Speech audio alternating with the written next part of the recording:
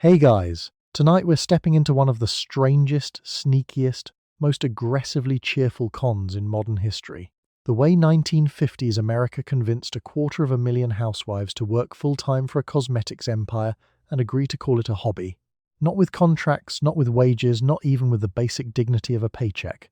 No, with lipstick samples shaped like tiny bullets, glossy brochures the saleswomen had to buy themselves, and a small jeweled pin handed out in place of an actual raise.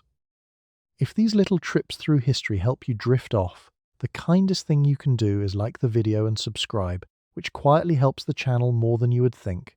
And if you feel like it, let me know where you are drifting off from tonight, and whether anyone in your family ever kept a porcelain lady on the mantle that nobody was allowed to touch. Now, get comfortable, dim the lights, switch the fan on, tug the blanket up snug, and maybe set your coffee somewhere safe, because in this house, every cup of coffee comes with an order form hiding somewhere underneath it. Have you ever wondered what it actually feels like to be paid in applause? What counts as being your own boss when you can't set your own prices, your own hours, or your own street? Why would a grown woman drive 2 hours to a hotel ballroom just to hear a stranger read her name off a list? What is the going rate in 1955 for a small pin with a coloured stone in it? Did the Avon Lady ever sit down? Did she, even once, get a day off? Congratulations. The year is 1955, and you have just been handed a sample case and a bright smile somewhere in the tidy American suburbs. You're wearing a crisp dress and a bright, reliable smile.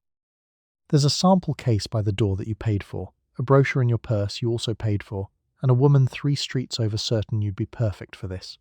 Your coffee is already going cold. Good luck. You are sitting at your own kitchen table with a cup of coffee going cold in front of you, and across from you is a woman named Doris who lives 3 streets over and who has, in the last 10 minutes, stopped being your acquaintance and started being your recruiter. She is warm, she is friendly, she is holding a small case, and she is telling you that you would be perfect for this, that you already know everyone, that it barely counts as work at all. You have not agreed to anything yet. You are about to. The whole thing feels warm, easy, and inevitable. That is the design. Doris is very good at this. You can tell because you do not feel sold to. You feel discovered. She has a way of making the whole arrangement sound like a favor she is doing you by letting you in on it. The way a person shares a reliable recipe or the name of a dentist who does not hurt. The case sits closed on the table between you, and the closed case is part of the trick. A closed case is a promise. An open case is a sales pitch. And Doris is not pitching. Doris is confiding. She reaches for the phrases that will follow you around for the next 2 years. A little money of your own, something just for you, be your own boss. Each one lands soft and warm, like a blanket tucked around a decision you have not actually made. She does not mention samples you will buy, brochures you will buy, or the gas you will burn walking a route she has not yet drawn. She mentions freedom. She mentions flexibility. She mentions with real tenderness how nice it would be to have your own pocket money without having to ask. And that word does the heaviest lifting in the whole conversation. Ask. Because you both know the shape of the alternative, which is going to your husband for every dollar like a child requesting an advance on an allowance. Doris is not selling cosmetics at this table.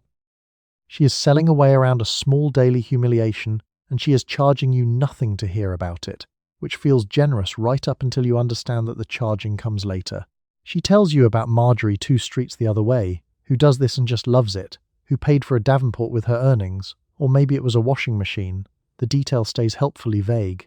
Marjorie is always mentioned. Every recruiter has a Marjorie. Marjorie is the lighthouse, the proof that the far shore exists, and you are never given Marjorie's phone number and never quite meet her, because Marjorie's job is not to be met.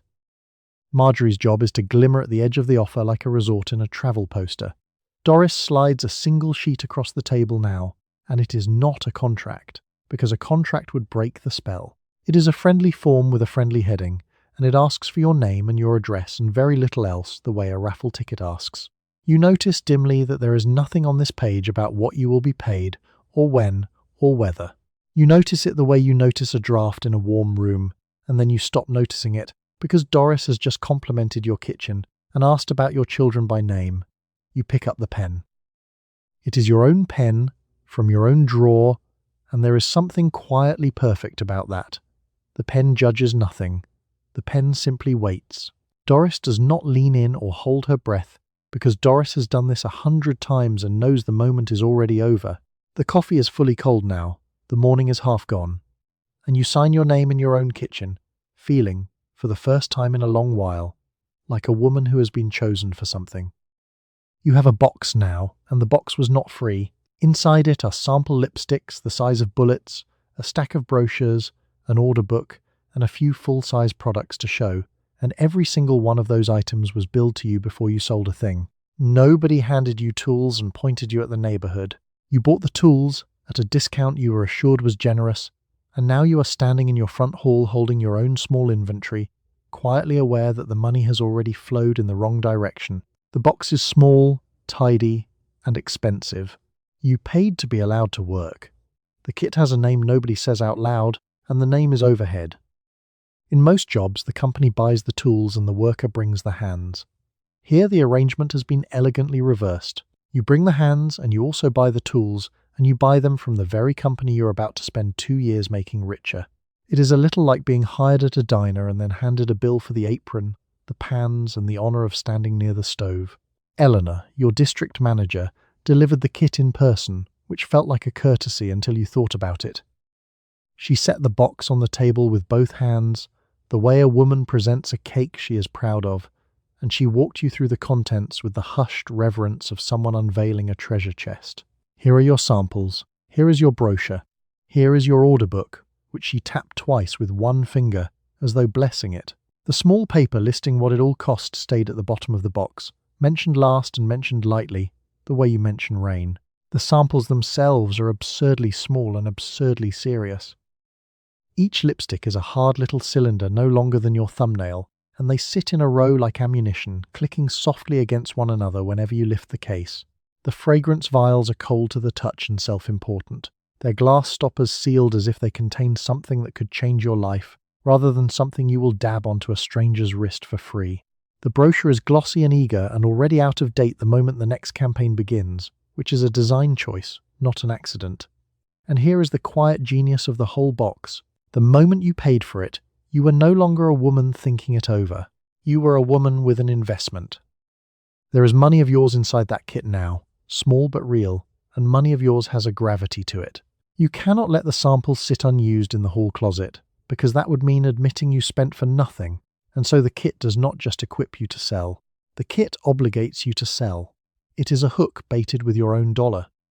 Modern versions of this trick are everywhere, and they all rhyme. The delivery driver who must buy the bag, the stylist who rents her own chair, the seller of leggings who orders a closet full of inventory before she has a single customer, and then must move it or eat it. Avon simply got there first, in a nice address, with a brochure that smelled faintly of roses. The principle never changed. Make the worker pay to work, and you have a worker who cannot afford to quit. You carry the box upstairs and set it on the bed and look at it. It is a small box. It cost less than a good hat, but it has already done its real job, which was never to hold lipstick.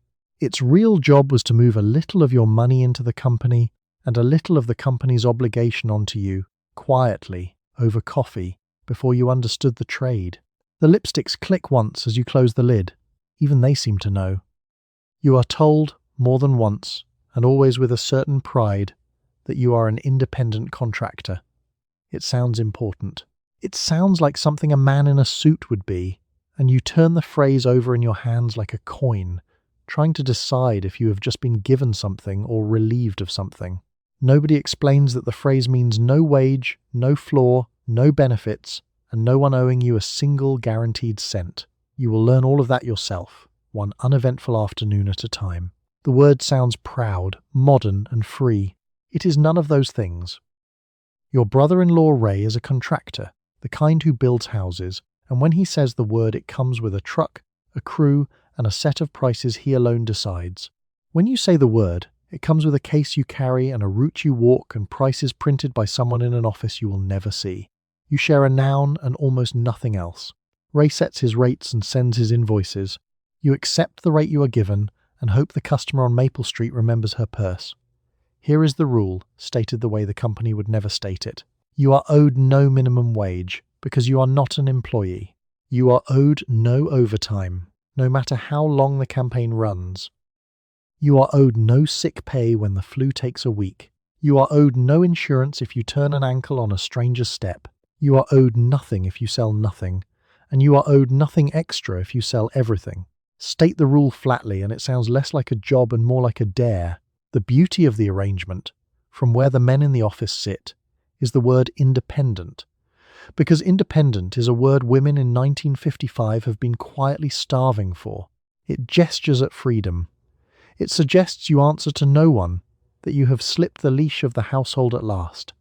And it is true, in the narrowest possible sense. No one tells you when to wake up.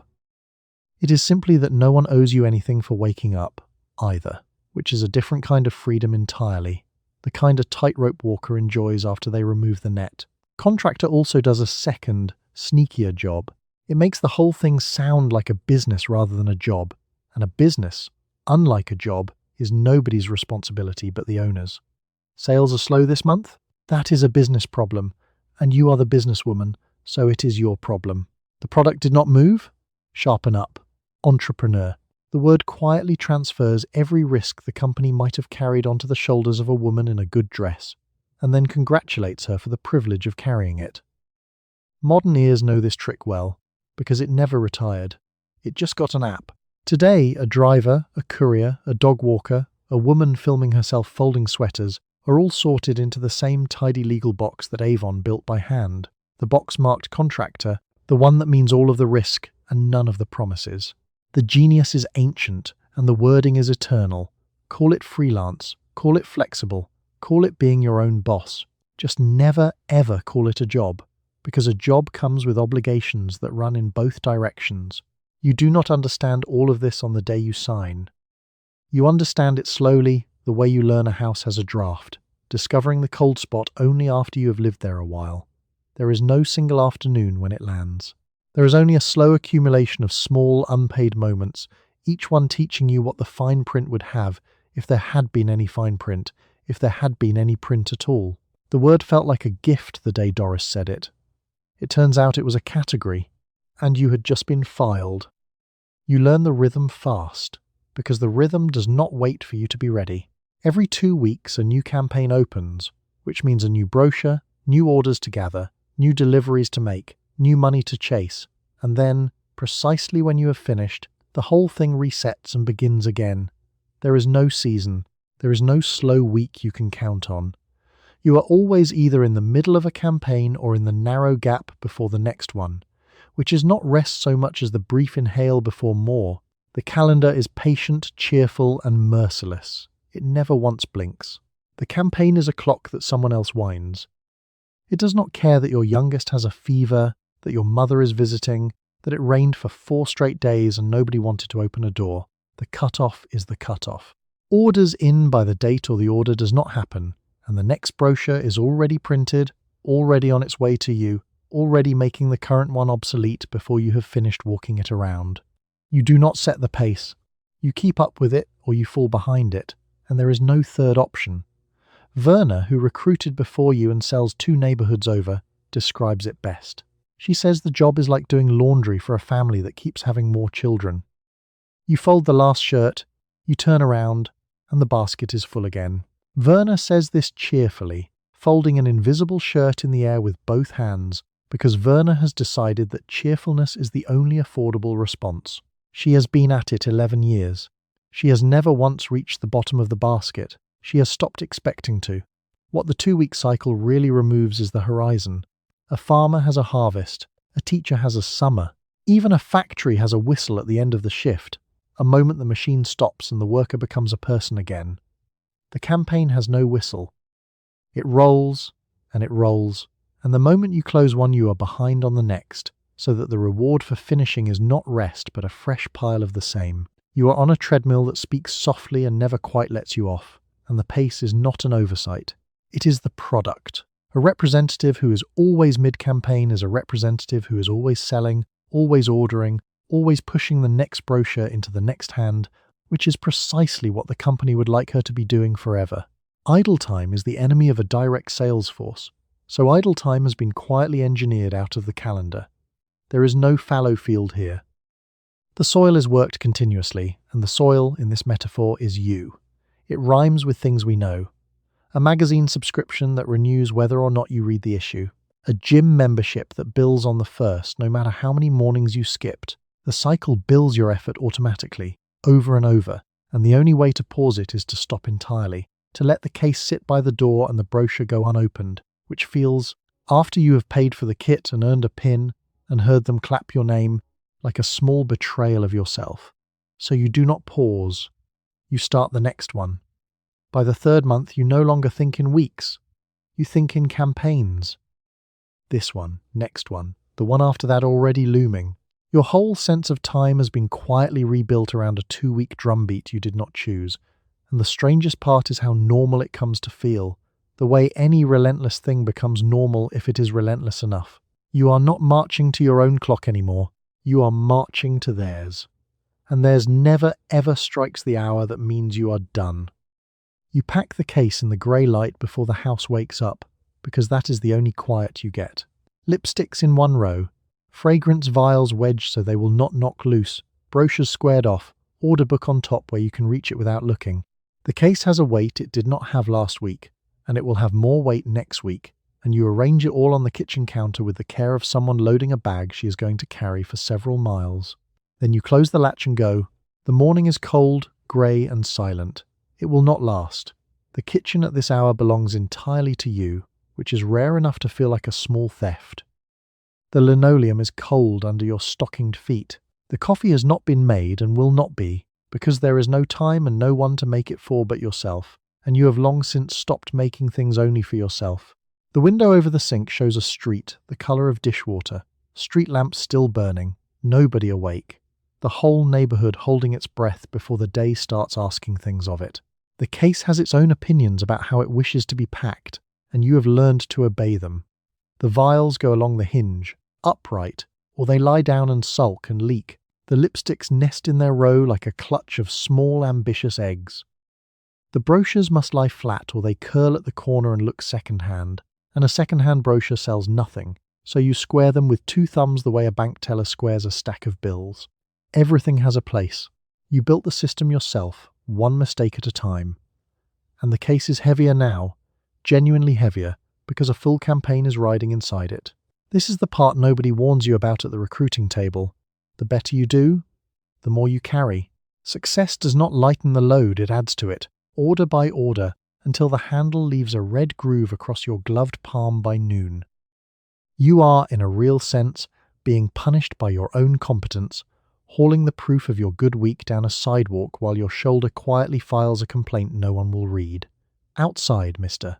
Pruitt is already on his route, setting bottles on porches with that soft glass clink that means the world is starting up. He touches his cap when he sees you, one hauler acknowledging another, both of you out before the sun, both of you carrying somebody else's inventory to somebody else's door.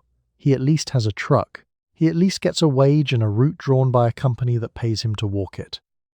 You have a case and a hope, and a pair of good shoes you are wearing out faster than you can afford to replace them. There is something almost military about the ritual, if you let yourself see it. The pre-dawn packing, the kit inspected and squared and latched, the quiet march toward a day of small campaigns won and lost on other people's doorsteps. Except, a soldier is issued the pack and paid to carry it, and you bought the pack, and you carry it for a commission that may or may not arrive, which makes you less a soldier than a very well-dressed freelancer marching into a war nobody declared and nobody will decorate you for. You lift the case off the counter and test its weight one last time, the way you might heft a suitcase before a trip, and you already know the answer, which is heavy, which is heavier than yesterday. Somewhere above you, the house sleeps on, warm and unbothered, entirely unaware that its brightest hour of quiet has just been spent loading a box. You open the back door, the cold comes in to meet you, and you step out into the dishwater light to go make the day pay, if it will. You stand on a stranger's front step with your case in one hand, and you press the doorbell, and then you do the hardest part of the whole job, which is wait. You can hear something inside. A radio, maybe, or a child, or footsteps that start toward the door, and then, terribly, stop. You keep your face arranged into the expression of a woman who is delighted to be exactly here. The chime you just rang is a small two-note sound, and you will ring it more times today than you can count. The wait is only a few seconds long, and it contains an entire drama. In those seconds, a woman on the other side of the wood is deciding whether you exist. She has heard the chime. She is doing the math of her afternoon, weighing the roast, the nap, the ironing, the specific social cost of pretending not to be home versus the specific social cost of buying a lipstick she does not need. You cannot see any of this. You can only stand there, radiant, holding a case and a smile, like a woman auditioning for a part she is not sure has been cast. Your face is doing enormous work. It has to say, all at once, that you are friendly but not desperate, familiar but not intrusive, cheerful but not the kind of cheerful that makes a tired woman want to lie down. You have practiced this face in the hall mirror. You wear it now the way a soldier wears a uniform, correctly and without comment, and you hold it steady through the long second when the footsteps approach and the longer, worse second when they retreat. The face does not flinch. It stays warm, steady, and bright. Behind the curtain to your left, you catch it. The small betrayal, missus. Kowalski's fingers lifting one corner of the drape an inch, her eye appearing, her eye vanishing, the drape settling back with the finality of a verdict. She is home. She has seen you. She has decided, gently, to become furniture until you leave. You do not knock again. You have learned that a second ring is begging, and begging sells nothing, and dignity, unlike commission, is a thing you get to keep. The two-note chime deserves a word, because the company later built its whole famous jingle around it, turned that little ding-dong into a national song, made the sound so beloved that people hummed it in the grocery. What the jingle never mentions is the woman on the step, holding her breath, hearing that same chime die away into a silence that might mean a sale, and might mean nothing.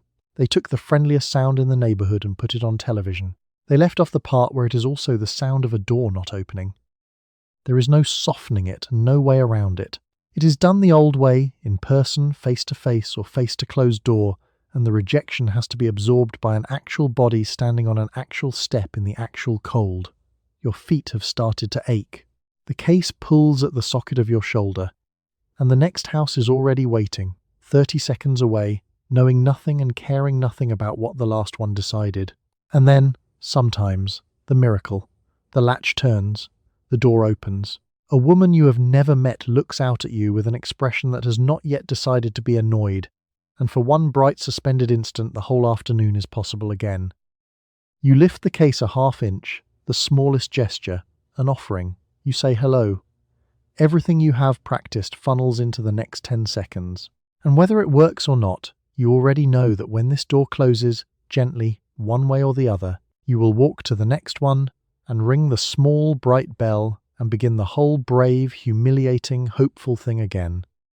You have gotten good at reading a house before anyone answers it, because you have to be. A twitched curtain tells you she is home and deciding. A swept porch tells you one thing, and a full ashtray by the door tells you another. You know which streets buy and which streets browse, which women will invite you in and which will talk to you through a 6-inch gap. This is skilled work, the reading of a neighbourhood, and you were never trained in it, and you are certainly not paid for it. You simply learned. A house can be proud, guarded, and lonely all at once. You read it like weather. The house tells on its occupant constantly. If you know the language, a tricycle abandoned mid-sidewalk means a young mother, tired, home, likely to buy the hand cream because her hands are wrecked, and nobody has been kind to them in a while. A doormat with a cheerful saying on it means a woman who cares what the neighbours think, which means she will buy to be polite. Fresh paint on the shutters and a car in the drive means money, and money, you have learned, is not the same thing as a sale. The rich browse. The comfortable buy. The struggling sometimes buy the most because a lipstick is the cheapest possible way to feel like the day has not beaten you. The curtain is your best informant, and the curtain never means to talk.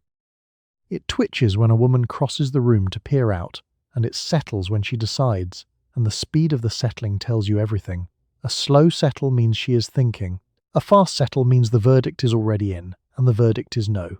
You have stood on 100 steps reading the private language of drapery, an entire correspondence conducted through a 2-inch gap of fabric, and you have gotten so fluent that you can call a sailor a snub before your finger leaves the bell, Mrs.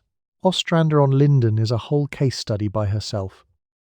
She keeps a spotless porch and a chained dog and a wreath she changes with the seasons, and she will always, always answer, and she will always, always talk for 40 minutes and buy the smallest thing in the book.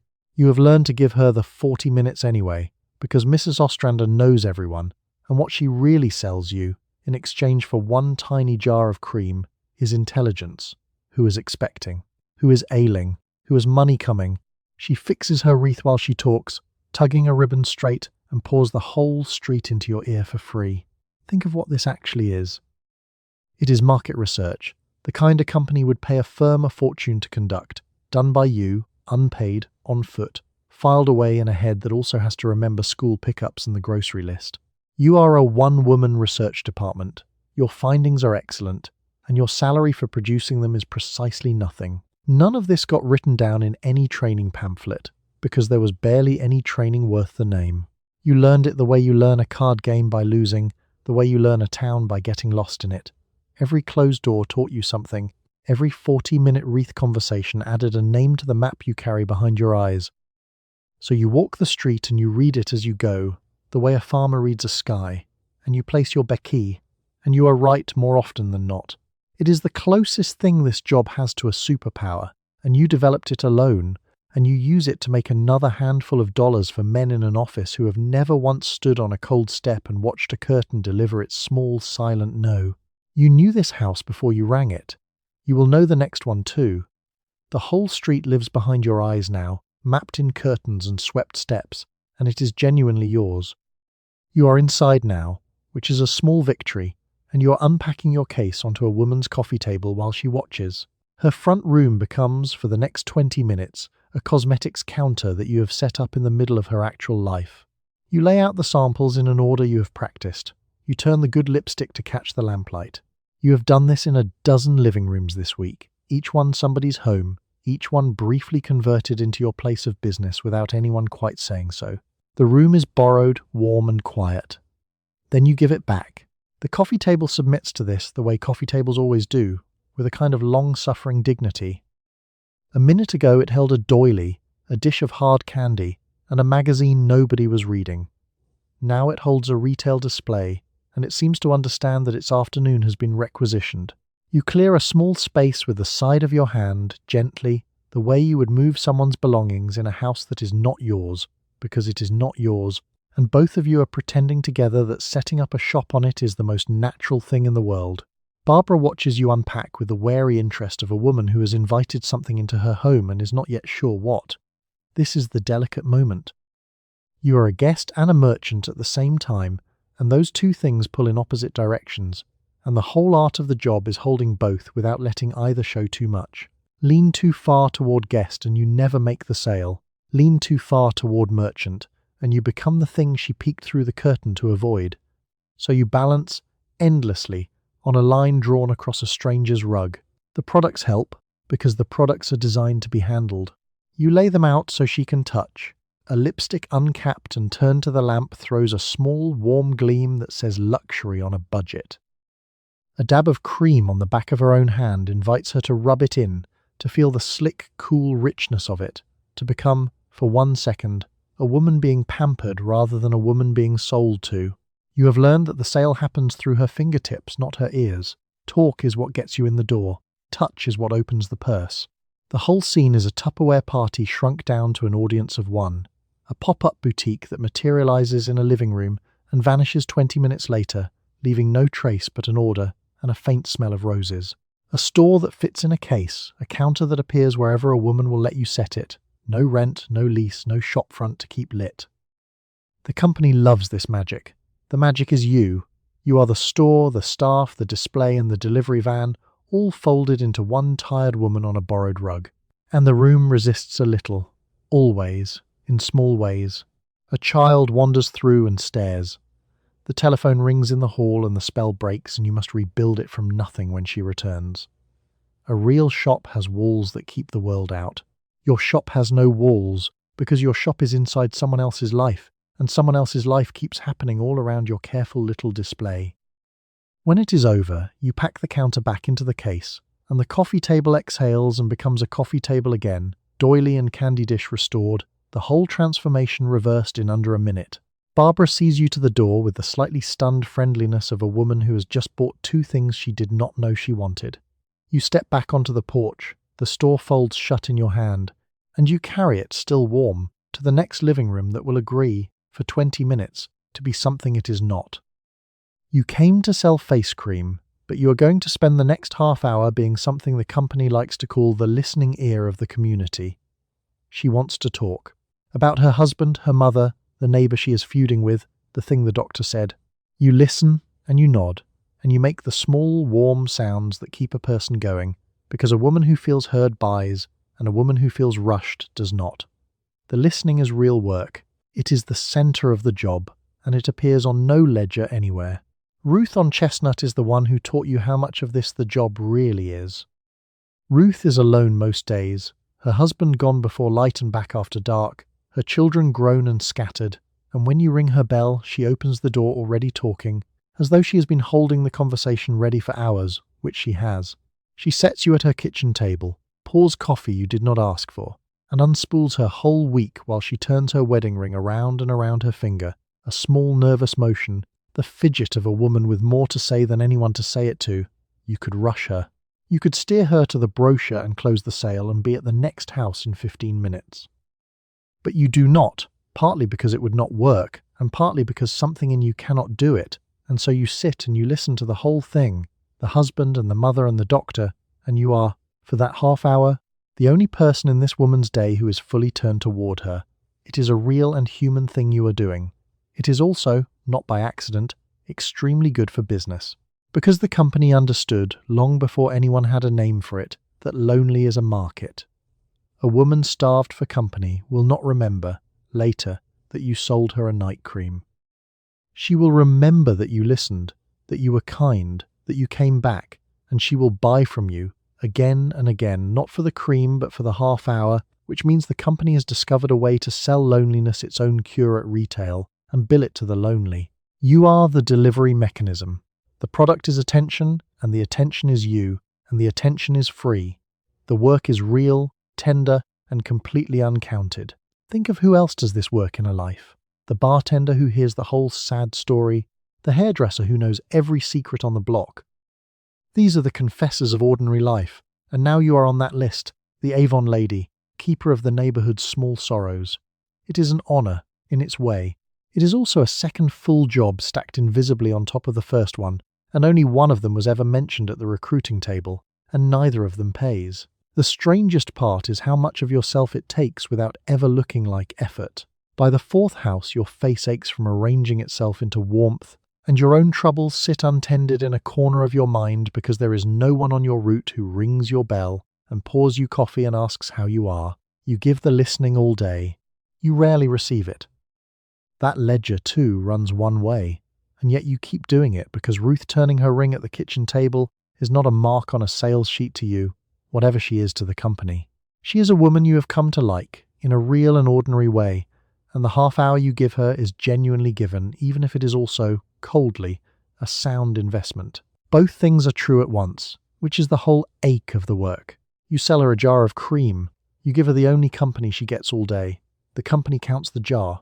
Nobody counts the company. You carry a brochure everywhere, and you have been told, sincerely and often, that the brochure is your best friend. It is glossy and cheerful, and it changes every campaign, and it does the work of a full advertising department by showing every product with a price beside it. Here is the part that takes a while to notice. You paid for the brochure. The advertising you hand out, house to house, on your own time and your own feet, was billed to you first. Your best friend, it turns out, came with an invoice. Consider what a brochure actually is, stripped of the friendly language. It is glossy, cheerful, and expensive advertising. In any other company on earth, the advertisement is the single largest thing the business spends its own money on, the billboards and the radio spots and the glossy pages, all funded by the company because advertising is how a company finds customers. Avon looked at that arrangement, thought about it carefully, and decided that the advertising should be funded by the workers instead. It is a masterpiece of quiet accounting. The sales force pays for the marketing and then delivers it by hand. Eleanor calls it your best friend, without a flicker of irony. And she is not lying exactly, because the brochure does help you. It shows the products so you do not have to describe them. It lists the prices so you do not have to quote them.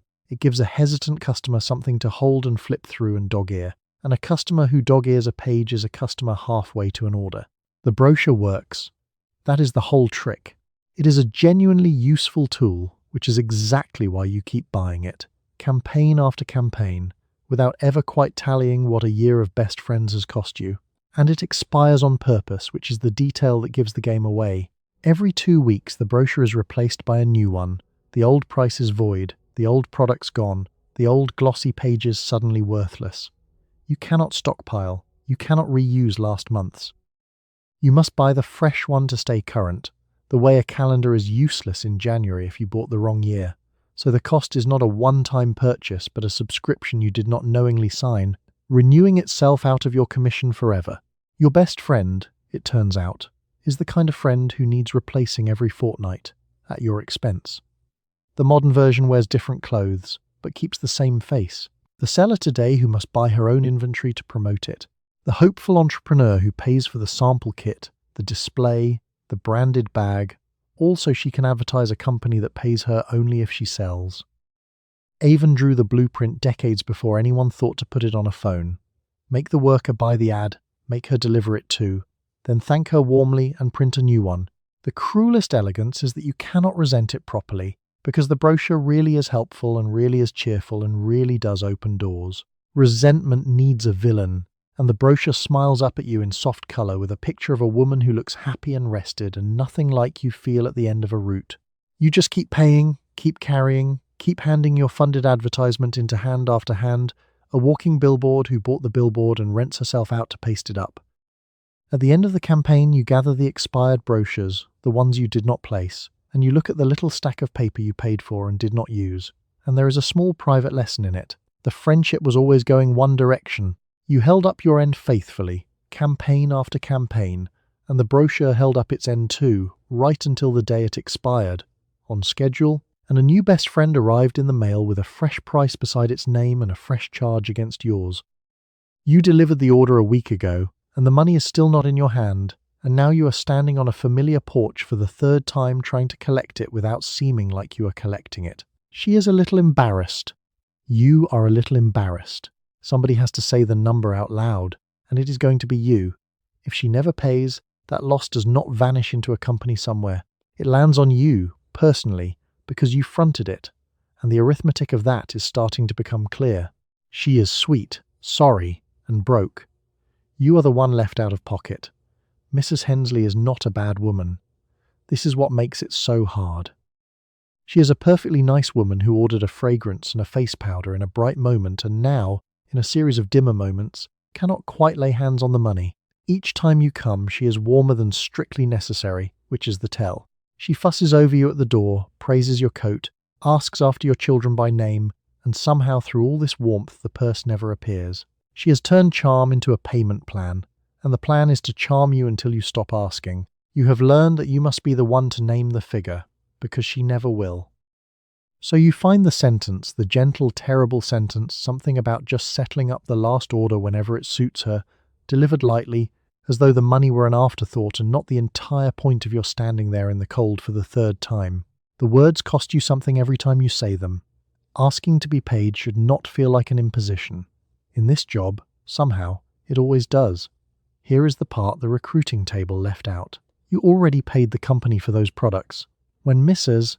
Hensley ordered, you ordered, and when the box arrived, you settled with Avon for it, out of your own pocket, up front. So this is not a matter of the company being owed money by a slow customer. This is a matter of you being out real dollars, your dollars, sitting in a fragrance bottle on Mrs. Hensley's dresser, and the company has already been made whole and has stopped thinking about it entirely. The debt is not theirs. It was never theirs. It is yours. Every small shop has known this particular sorrow, the bad account, the tab that never clears. But a shopkeeper builds it into the prices and spreads it across 100 customers. You cannot. You are a shop of one, with a customer base of neighbours, And when a neighbour stiffs you, there is nowhere to spread the loss. So it simply sits on you, one turned ankle of the ledger, absorbed by the same tired body that walked the box over in the first place. And you cannot even be properly firm about it, because these are the women you will sell to next month and the month after, the women who trade gossip with your other customers, the women whose good opinion is the entire foundation of your route. Lean on Missus. Hensley too hard and word travels that the Avon Lady got unpleasant about a few dollars, and unpleasant is the one thing you are never allowed to be.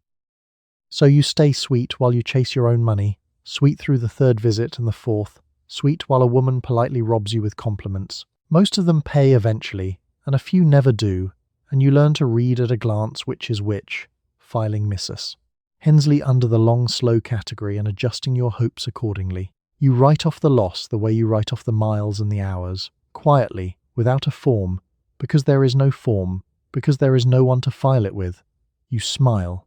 You say, of course, no rush at all, and you walk to the next house wondering exactly how much of this job you are secretly paying to keep. You are on your own living room floor, surrounded by a delivery of small boxes, sorting the whole campaign into piles by customer. This lipstick to Mrs. Farrell. This cream to the woman on Elm who always orders two. This fragrance to your sister-in-law who will pay you eventually. It is a jigsaw made of other people's wants, and you assemble it in the evening after the dishes are done, because the daytime was for selling and the nighttime is for this. Nobody counts these hours. You are not entirely sure you count them yourself. The evening is long, quiet, and thankless. The boxes do not care.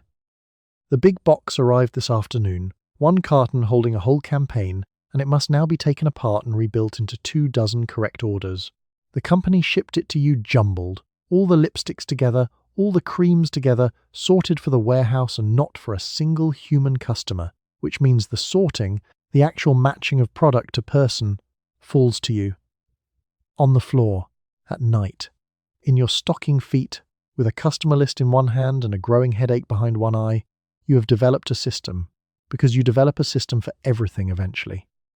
Piles in a rough arc around you, one per customer, a small paper slip weighted on each with whatever is handy, a thimble, a spool, a child's wooden block. This lipstick here, that powder there, the fragrance for your sister-in-law set a little apart, because you already know that one is trouble. Around you the boxes multiply and diminish as you work, the big carton shrinking, the little arcs growing, an entire evening spent turning a company's chaos into your neighbour's order. This is warehouse work plainly. In a real company there is a building for this, with shelves and a picking crew and a shipping desk and men who clock in and clock out and get paid by the hour to do exactly what you are doing on your rug long after dark. You are the warehouse. You are also the picking crew and the shipping desk and the delivery van waiting in tomorrow's schedule.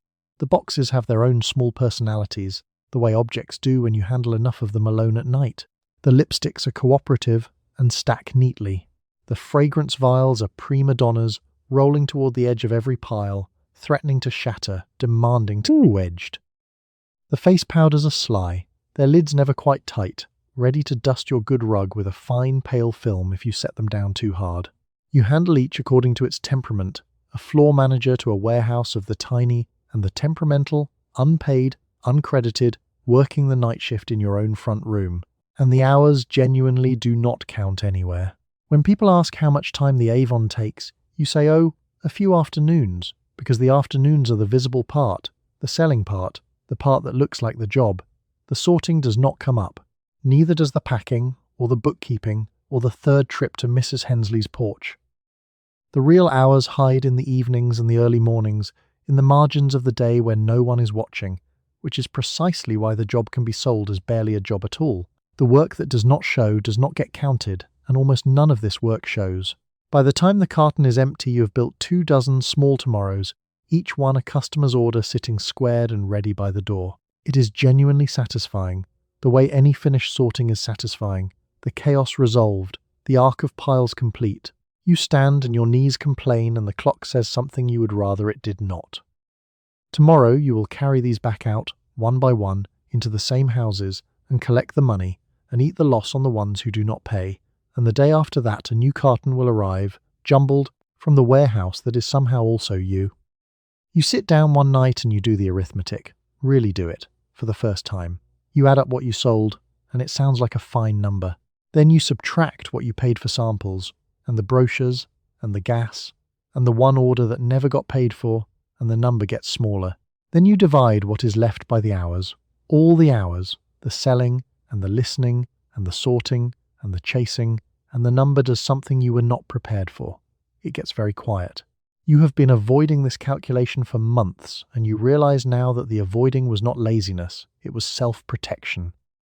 Tonight, for reasons you cannot name, you follow the figures all the way down, past the top line, into the basement where the real figure lives. The sales were genuinely good this campaign. That part is not a lie. But then the subtractions begin, and each one is fair, and each one takes a bite. The samples you gave away, gone. The brochures you bought, gone. The gasoline, or the shoe leather, gone. Mrs. Hensley's fragrance, still unpaid. A hole where money should be. The full-size cream you bought to demonstrate, and then could not quite sell, sitting on your own shelf now, a product you technically own and technically paid for, and will technically use yourself, which is a sale to no one but the mirror. What remains after all the honest subtractions is smaller than you wanted, and you are prepared for smaller. You are not prepared for what happens next, which is the division.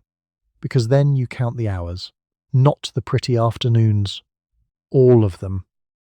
The pre-dawn packing and the evening sorting and the third porch visit and the half hour with Ruth and her wedding ring, every real hour the job actually eats, and you divide the small remaining money by that honest pile of hours, and the result is a wage so thin you have to check it twice, because surely, it cannot be that. It can be that. It is that. You are working, when you do the true arithmetic, for something south of what the girl at the 5 and dime makes standing behind a counter with a stool and a paycheck and a boss who at least owes her the minimum. She has less freedom than you and vastly more money, hour for honest hour, and the difference between you is not effort and not skill, because you have plenty of both. The difference is that someone decided long ago that her work was a job and yours was a hobby, and hobbies, famously, do not come with wages. And here is the quiet cruelty of the number. The number is small, but it is not 0. If it was 0, you would quit tonight, clean and clear, the math having made the decision for you. Instead, it is small and positive, a few real dollars that did land in your purse, enough to feel like something, enough to point at when your husband raises an eyebrow, enough to keep you from admitting that the true hourly rate would embarrass a scarecrow. The small positive number is the hook. 0 would be clean, final, and freeing. A little keeps you fishing. You sit with the figure for a while at the kitchen table, and then you do what nearly every woman who runs this calculation does. You put the pencil down. You decide not to think about the hours quite so precisely next time. You let the accounting go soft and cheerful again, back to the fine big top line, because the top line is livable and the bottom line is not, and a person cannot get up before dawn to pack a heavy case for a number that quiet. The math will still be true tomorrow. You have simply decided, the way you have to, not to look at it directly, and in the morning you pack the case again. You have spent months building up a street, learning its habits, earning its trust, and you have started to think of it as yours. Then a new representative appears on that same street one Tuesday, cheerful and eager, and holding the same case you hold, and you discover in an instant that yours was never a word that applied to anything. You do not own the territory, you do not own the customers. You built a thing with your own effort and your own feet, and it turns out you are only ever borrowing it. The goodwill you built was real, valuable, and theirs, never yours. Her name is Peggy, and she is perfectly nice, which is somehow worse. She is new and hopeful, and she has just been told by her own Doris that she would be perfect for this, and she has no idea she is walking onto ground you cultivated for a year. Why would she know? There is no map. There is no deed.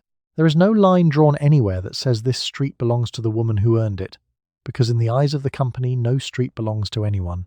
It all belongs to Avon, and Avon is happy to send 2 hopeful women down it and let them sort out the overlap between themselves. You feel the ground shift under a word you had trusted. Yours. You had let yourself believe that the trust you built with Mrs. Ostrander and the woman on Elm was a kind of property, an asset you owned, the way a shopkeeper owns the goodwill of his corner. It is not. Goodwill, in this arrangement, is something you generate and the company keeps, an improvement you make to land you will never hold the title to. You are a tenant farmer who mistook the field for her own because she was the only one ever seen working it. The cruelty is efficient rather than personal. The company is not punishing you by sending Peggy. It simply has no reason not to. Another representative means more sales on the same street at no extra cost. And if the two of you split the customers thinner, that is your problem to negotiate, not theirs to prevent. More sellers is always better for the company and frequently worse for the sellers. And since the company bears none of the cost of your thinner week, the math points in exactly one direction, forever, toward more Peggies. This is the part the be your own boss speech quietly omitted. A real business owner owns something, a lease, a customer list, a name over a door, a thing with your signature on it that no one can hand to a stranger on a Tuesday. You own none of that. You have the case, which you bought, and the skills, which you taught yourself, and a route that can be shared out from under you at any moment by people who never asked and never will. It is entrepreneurship with the one part removed that makes entrepreneurship worth the risk, which is the owning. You improved the field for years. Someone else, it turns out, has always held the deed. So you smile at Peggy, because of course you do, and you welcome her, and you do not tell her that the woman on Elm always orders two or that Mrs. Hensley will charm her out of the money, because that intelligence is the last thing that is still yours and you are not handing it over for free. You go home and you think about the word yours, and how good it felt, and how it turned out to mean nothing at all. And in the morning you pack your case and walk your street, which is not your street, and knock on your doors, which are not your doors, and do your job, which was never quite a job, either. You are the one holding the case now, sitting at somebody else's kitchen table, and you can hear your own recruiter in your voice. You would be perfect for this. You already know everyone. It barely counts as work. The company has quietly explained that you can earn a little from what the women beneath you sell, which is the first time the money has ever pointed toward you instead of away. And so here you are, warm and friendly and persuasive, doing to your neighbour the exact thing that was once done to you at a table just like this one. You are warm, friendly, and persuasive. You learned from the best. Lorraine is across from you, coffee going cold, and she is exactly who you were 2 years ago. A little bored, a little broke in the specific way that has nothing to do with poverty and everything to do with never having a dollar that is yours. She wants something of her own, and you are here to tell her she can have it. And the terrible part is that you are not even lying exactly. She can sell Avon. She can make a little money. Everything you are saying is technically true, which is what makes it work, because the best manipulations are assembled entirely out of true things arranged in a flattering order. You leave things out, the way things were left out for you. You do not mention the kit she will buy or the brochures that expire or the third trip to the porch to collect. You do not run the honest numbers for her, the ones you finally ran for yourself at midnight, the one with the wage that would embarrass a scarecrow. You mention freedom. You mention flexibility. You mention, gently, how nice it is to have a little something of your own. And you watch the words land on her exactly the way they landed on you, soft and warm, like a blanket over a decision she has not made yet. And there is a reason you are doing this beyond simple friendliness, a reason that sits a little uncomfortably in your chest. You get a cut. A small share of whatever Lorraine sells flows up to you now, which means that for the first time the machine is working in your favor instead of only on you. This is how the whole thing grows, each woman recruiting the next, each taking a sliver of the one below, a structure that looks less like a company and more like a family tree where everyone is quietly billing their cousins. The modern name for this shape is not a kind one, and you would recognize the descendants instantly. The leggings sold to friends of friends, the supplements pushed at high school reunions, the endless bright invitations to join my team, be your own boss, ask me how, all of it the same tree Avon planted, grown now into a forest. You are standing at a very early root of it, in a kitchen, in 1955, recruiting Lorraine, and the fact that you are near the beginning does not make the shape any less what it is. When Lorraine picks up the pen, her own pen, from her own drawer, you feel two things at once and cannot separate them. Genuine warmth, because you do like her and she might do fine. And a small, cold click of completion, because you have just done to a friend precisely what was done to you, and it worked precisely as well, and that is either a betrayal or a promotion depending on which way you hold it up to the light. She signs. You close the case. You have your first recruit. your first sliver, your first small piece of somebody else's afternoons. And you drive home not entirely sure whether you have helped her or simply passed the hook along. You are in a hotel ballroom you drove 2 hours to reach, sitting in a folding chair among a few hundred other women, and a manager on a stage is reading names into a microphone. When she reads yours, the room claps, and something happens in your chest that you did not expect and cannot quite dismiss. You spend your days alone with a mop and a radio and a doorbell, and here is a whole room full of people applauding you by name. It costs the company almost nothing. It is working on you completely. The evening is bright, loud, and generous with the one free thing. Your name, read aloud. The room is engineered for exactly this.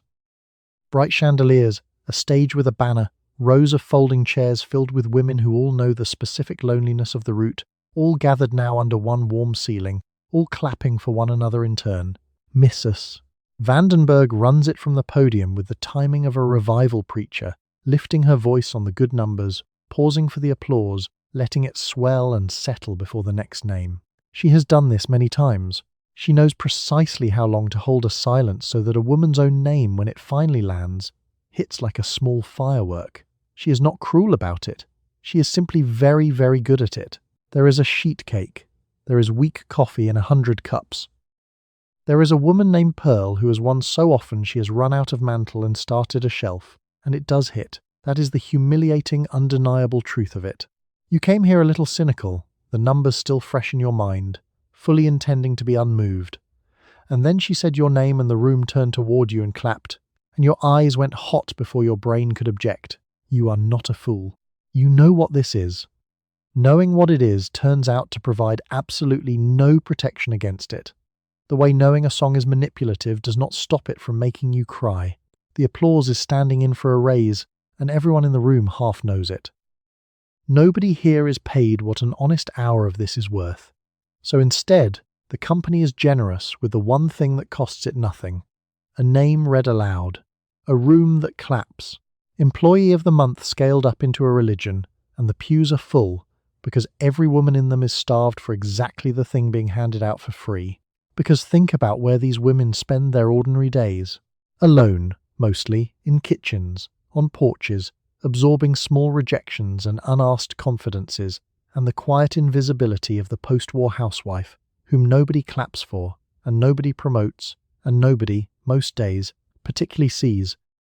Then Avon puts them in a bright room and says their names into a microphone, and of course it lands, of course it does, because a person starved long enough will weep at a crust and call it a feast. The company found the hunger first, and then it opened a restaurant that serves only applause. You drive the 2 hours home in the dark, and the feeling stays with you longer than it has any right to, warm in your chest all the way down the highway. You will work harder next campaign. You know you will. Not for the money, which you have already proven to yourself is thin, but for the chance to hear your name in that room again, to feel the turn of all those faces, to be, for one engineered instant, a woman being celebrated rather than a woman being overlooked. You would drive 4 hours for that. You suspect most of the room would too. It was the cheapest thing they ever gave you. It may also have been the thing that kept you longest. You hit a sales target, a real one that took weeks of doors and miles and cold coffee, and the company acknowledges it, not with money, with a pin.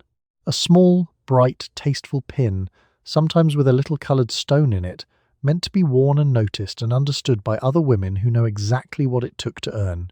You pin it on. You are, against your better judgment, proud of it. You will keep it in a velvet box, and you will not think, at least not tonight, about what a raise would have bought instead. The pin is small, bright, and cheap. You love it anyway. Eleanor presents it to you herself, holding it up between 2 fingers so the little stone catches the light before she fixes it to your collar, smoothing the fabric flat afterward with a small proud pat, the way a mother straightens a boy's tie before church. The gesture is warm and genuine. Eleanor is not a villain in this. Eleanor earned her own pins the same hard way and believes in them completely, which is exactly what makes her so effective at pinning them on the next woman. The most convincing salesperson for the pin is a woman wearing one. Let us be plain about what a pin is. It is a small piece of costume jewellery, manufactured by the thousand, worth in metal and stone approximately nothing. If you tried to sell it back, no one would give you $1 for it, And yet it has been invested, through ceremony and scarcity and the warm weight of Eleanor's approval, with a value that has nothing to do with its materials, a value the company conjured out of thin air and handed to you in place of the folding kind. It is a magic trick performed on your sense of worth, and the trick is good because it worked. Here is the sum the pin is designed to keep you from doing. The target you hit moved a real amount of product and made the company a real amount of money, a sum with several digits in it. Your share of that triumph, the tangible reward for weeks of the hardest kind of work, is an ornament that cost them less than the gas you burned earning it. Somewhere, a man in an office approved this exchange with a straight face, decided that a woman's month of labour could be settled with a brooch, and he was right, because you pinned it on and felt proud. The shape of the trick is old and everywhere. The gold star on the child's chart, the plaque with your name, misspelled in the break room. The little badge that appears beside your name for a job done well, offered warmly, meant sincerely, and worth, in every case, a small fraction of the thing it stands in for. It is the cheapest thing anyone ever hands you, and the one you somehow keep. A woman unseen the rest of the week will take a bright pin over a fair dollar, and thank the person who pins it on, and mean the thanks. And the worst of it, the part you cannot argue your way out of, is that you love the pin. You do. You put it in the velvet box on the dresser and you take it out sometimes and look at it, and it makes you feel like a woman who accomplished something, because you did. The pin is not a lie about your effort. Your effort was real. The pin is only a lie about what that effort was worth. A beautiful small lie you wear on your collar to church, where the neighbours see it and know, and you stand a little straighter, paid in full, in a currency you can never spend. You have heard about the President's Club the way you might hear about a room you are not allowed into yet. It is the tier for the top sellers, the women who move the most product, and it comes with a special luncheon and a special gift and a special way of being spoken about. There is no salary attached to it, no security, no benefit you could deposit in a bank.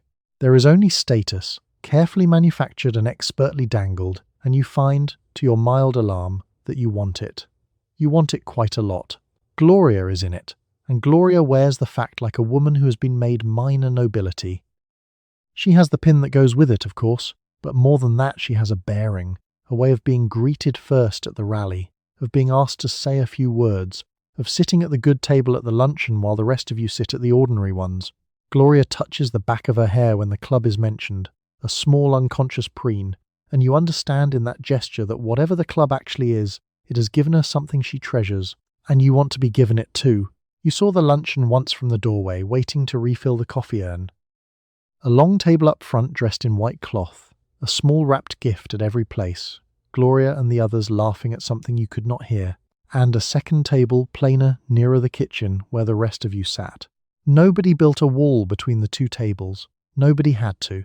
A little distance and a nicer cloth did all the work a wall would have done, and did it more cheaply, and did it while everyone smiled. The rope is arbitrary, invisible, and irresistible. And notice what the club is emphatically not. It is not a salary. It is not health coverage for the winter the flu takes hold. It is not a pension, a cushion, a single dollar you could set aside against the day your husband's job wobbles. It is a luncheon and a gift and a good table, a whole cathedral of esteem built on air, with no cash value whatsoever, and it is dangled in front of women who could genuinely use the cash, precisely because the esteem is cheaper and maddeningly more motivating. They found something you want more than money, and then made sure it was the only thing on offer. The descendants of the velvet rope are all around us, and we fall for every one. The airline that sorts its passengers into bronze and silver and gold and lets people chase a coloured card as if it were a knighthood. The club with the longer waiting list you want precisely because the list is long. Status is the one appetite that never fills, because its whole nature is to be relative, to require someone standing outside the rope for the person inside it to feel anything at all. Avon built its sales force into a ladder and let the women climb it for free, delighted, one rung of esteem at a time. So you set your sights on the President's Club, and you know exactly what it is, and you want it anyway, which is the same helpless logic as the pin and the applause scaled up. You will sell more this year. You will chase the good table and the few words at the podium and the small preen you have watched Gloria perform, and you will get there, maybe, and it will feel wonderful, and it will not pay a single bill. You are climbing a ladder that leads to a rope, and the view from the top is other women looking up at you, wanting what you have, which is nothing you could ever spend and everything you cannot seem to stop wanting. You have seen the figurine on another representative's mantle, and you understood immediately that it was the highest thing a woman in this company could win. It is a porcelain lady in old-fashioned dress, hand-painted, 10 inches of the very first Avon saleswoman, given each year to the sellers who sold the most. You look at it and you feel the pull of it, and only later, folding laundry, does the shape of the thing settle over you. The prize for selling the most is a statue of a woman selling. You are meant to want to become the statue. The figurine is lovely, painted, and cheap to make. Harriet treasures hers. The woman she depicts was real, and her name was Mrs. Albee. She was the first of you, the original, a widow who carried the perfume by horse and buggy over rough country roads before your mother was born, recruiting and training a whole network of women to do the same. The company reveres her. It named its greatest honor after her and cast her likeness in porcelain. And there is something genuinely moving in that, the founder saleswoman remembered, the first Avon Lady set on 1,000 mantles. There is also something you cannot quite unsee once you have seen it, because look closely at what the trophy actually celebrates. Mrs. Albee did the exact thing you do. She walked, she sold, she recruited, she carried the case over bad roads for a commission and for the company's benefit. And her reward, a century on, is to be turned into a decorative object handed to the women who most successfully repeated her example. The company took a real working woman and made her into a knick-knack, and then it uses the knick-knack to inspire more working women to work harder, which is either the sweetest tribute imaginable or a closed loop of astonishing efficiency, depending, again, on which way you hold it to the light. Harriet, who won hers 2 years running, keeps the pair on her mantle like matched saints, and she dusts them with a specific tenderness, lifting each one and wiping beneath it and setting it back exactly so. You have watched her do it. She has names for them, and she speaks of them the way other women speak of daughters who married well. The care is real. The figurines mean more to her than almost anything she owns, and they cost the company a few dollars of porcelain and paint, and that gap between what they cost to give and what they are worth to receive is the entire business model rendered in ceramic and set on a shelf. Consider the trophy as a trophy. A gold cup goes to the man who won the race, and nobody expects him to keep racing for free forever on the strength of it. But the Albee figurine is subtler. It does not just reward the selling, it sanctifies it.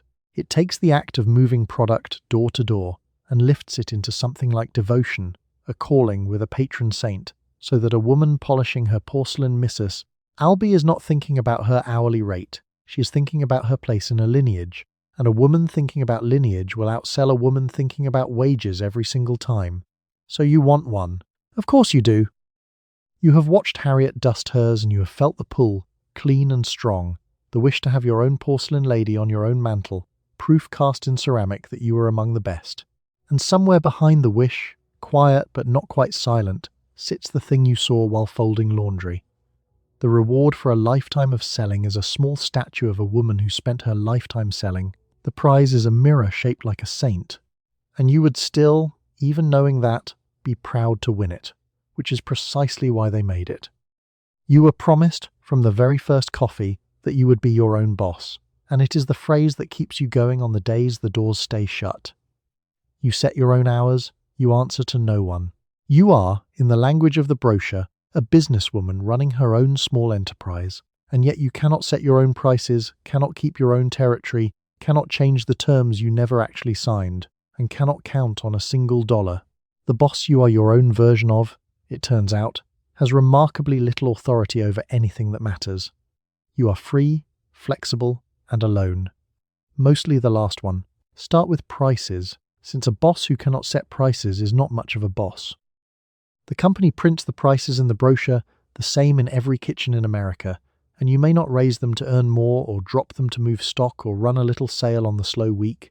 You take the prices as given, the way weather is given, and you sell at them or you do not sell at all.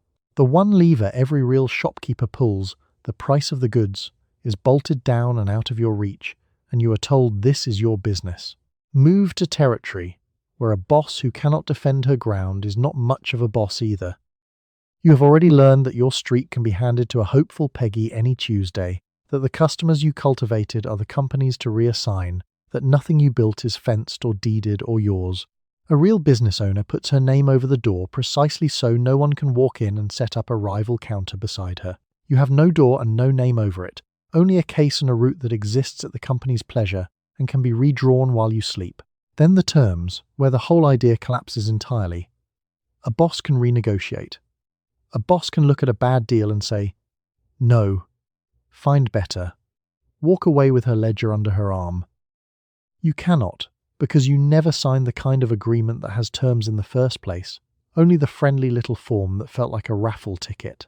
The commission rate is whatever the company decides it is, changeable at their word, and your recourse if they change it is precisely the recourse of a person who signed nothing, which is to accept it or to quit. Those are your two executive powers. What you are left holding is the one genuine freedom, which is the freedom over your own hours, and it is real, and it is not nothing, and it is also exactly the freedom the company is happy for you to have, because it costs them absolutely nothing to grant. Wake when you like. Work when you like. Rest when you like. It sounds like autonomy and it functions as abandonment, because the hours are the only thing they let you control precisely because controlling your own hours is another way of saying you are on your own out there. It is the freedom of a swimmer told she may swim anywhere she likes, in an ocean, alone, at night. The phrase has aged into a whole industry, and it always means the same missing thing. Be your own boss, says the flyer, the ad, the bright invitation to join.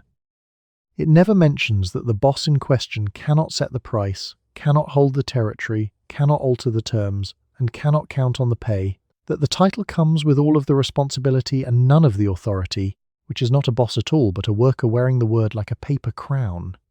You are your own boss. You simply have no power, no security, and no say. Otherwise, a lovely position. You have to explain this to your husband in a particular way, and you have gotten good at that too. You do not call it a job, because a job would imply that his salary is not enough, and that is a conversation neither of you wants, so you call it pin money, a little something on the side, a hobby that happens to bring in a few dollars. You keep the case in the hall closet and the order book in a drawer, and you perform the smallness of it carefully, so that the thing you do all day can go on being something you barely do at all. The word is small, cute, and deflating. That is the entire point. Walt is not a tyrant about it. That is not the shape of this. He is a decent man who works hard and comes home tired and holds, somewhere beneath his decency, a quiet belief that a man provides and a woman keeps the house, a belief he did not invent and could not easily name, absorbed from the air the way everyone absorbs it in 1955. He does not forbid the Avon. He simply needs it to stay small, to stay a hobby, because a hobby confirms the arrangement and a job would question it, and so you keep it a hobby for him, out loud, at the dinner table. The performance is in the language, and you have refined it. You never say I worked today. You say I dropped a few things off. You never say I earned. You say I made a little pin money, that small deflating phrase that turns a day of labour into something like a woman's pocket lint, incidental, cute, beneath discussion. Pin money, as though the dollars were for pins, as though a day of doors and miles and missus. Hensley's porch produced nothing more serious than the change to buy notions, when in truth it is buying the shoes on the children, and you both know it and neither of you says so. And the great trick, the one the company built its whole empire on, is that the language you use to protect Walt's pride is the exact same language the company uses to underpay you. Pin money. Not a real wage, because it is not real work, because it is only a hobby, because it is only pin money, and around the circle goes, each euphemism holding up the next. The company needs the work to be unserious so it can be unpaid, and Walt needs it to be unserious so it can be unthreatening, and you stand in the middle translating your own labour into something small enough to satisfy them both. You have a whole vocabulary for it now, built one dinner at a time, dropped a few things off, a little pin money, nothing worth mentioning. You set the words down in front of Walt like place settings, each one chosen to take up as little room as possible, and he picks up his fork, reassured, and the size of your day quietly shrinks to fit the size of the word you handed him. You have gotten very good at making a real thing sound like a small one, so you keep the case in the closet where it does not announce itself, and you keep the order book in the drawer where it looks like nothing, and at dinner you mention lightly that you dropped a few things off, and Walt nods, satisfied, and the roast gets passed, and the arrangement holds for another night. It is a small lie and a kind one, and it costs you something you cannot quite locate. You did a real day's work today. You will spend the evening making sure it does not look like one. And the pin money, which is not for pins, buys the shoes, which is not mentioned. You have noticed that the whole arrangement is built to avoid a single word, and the word is job. A married woman in your neighborhood who takes a job at an office invites a certain kind of talk, a quiet suggestion that something at home has gone wrong. So this is engineered to look like anything but. It happens during the day, among friends, over coffee, in living rooms. It wears the costume of sociability so convincingly that you can do it 40 hours a week and still, at the dinner table, honestly say you do not really work. The costume is friendly, social, and harmless. It hides a full-time job. Frances 2 doors down took a real job, a proper one, typing at an insurance office downtown, and you watched the neighborhood absorb the news like a small scandal. Nobody said anything unkind to her face. They simply said it everywhere else, in the gentle, poisonous register of women who have decided to be concerned. Was Ed all right at work? Were they having trouble? Such a shame she felt she had to. Frances did nothing wrong except need money in a way that was visible, and visibility was the whole crime, and you took the lesson to heart the way you were meant to. The lesson was simple. Do not be seen needing. Because your work is the same size as Frances's, larger some weeks, and it draws none of the talk, and the only difference is the costume. She sat at a desk under fluorescent light with a title and a paycheck, unmistakably employed. You move through living rooms with a case that looks like a social call, and the same labor, performed in a kitchen instead of an office, reads as friendship.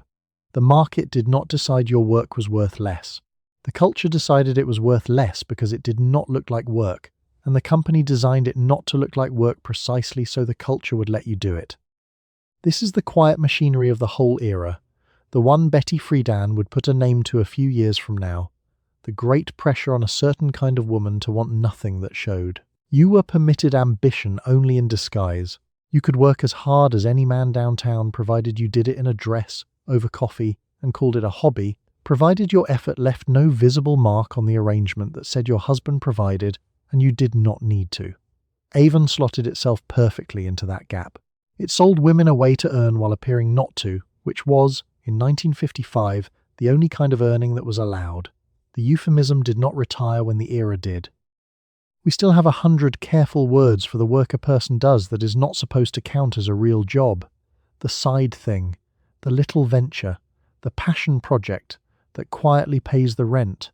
Every one of them performs the same trick Avon perfected, dressing labor in the clothes of leisure so that everyone can pretend it is not what it plainly is, and the person doing the pretending hardest is usually the one doing the actual work. So you keep the costume on because the costume is the permission slip. You do it over coffee, among friends, in the daylight, and you let it look like sociability because sociability is allowed and a job is not, and you accept, as the price of that permission, that work dressed as friendship will always be paid like friendship, which is to say barely, which is to say, in the coin of being welcome. You are not really working. You have said so yourself, at dinner, and meant it, and been believed. That is the whole arrangement. That is what it was built to let you say. You sell to your friends, because your friends are who you have, and this is the part nobody warned you about. Every visit to a neighbor is now, faintly, a sales call. Every cup of coffee has an order book somewhere near it. You genuinely like these women, and you are also, gently and permanently, working them, and the two things live together uncomfortably in every conversation. When your closest friend orders more than she needs to be kind to you, you feel it, and you take the order anyway, because the campaign closes Friday and kindness spends the same as anything else.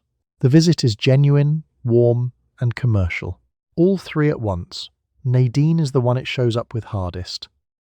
Nadine has been your friend since before any of this, since the two of you were young and broke and childless and had nothing to sell each other but company. Now you arrive at her door with a case, and something you cannot name shifts a half-inch, because you both know why you have the case, and you both know she will buy something, and the buying has quietly become part of the friendship whether either of you wanted it there or not. She orders a hand cream she does not need. You write it down. Neither of you mentions the small transaction the visit has become. The worst version is when she overorders on purpose, and you can always tell because Nadine is a terrible actress. She adds a fragrance to the list a beat too casually, waves off the price, says she was going to get it anyway, and what she is actually doing is propping you up, spending money she could use elsewhere to make your campaign a little better, out of pure loyalty. It is a genuinely loving thing to do.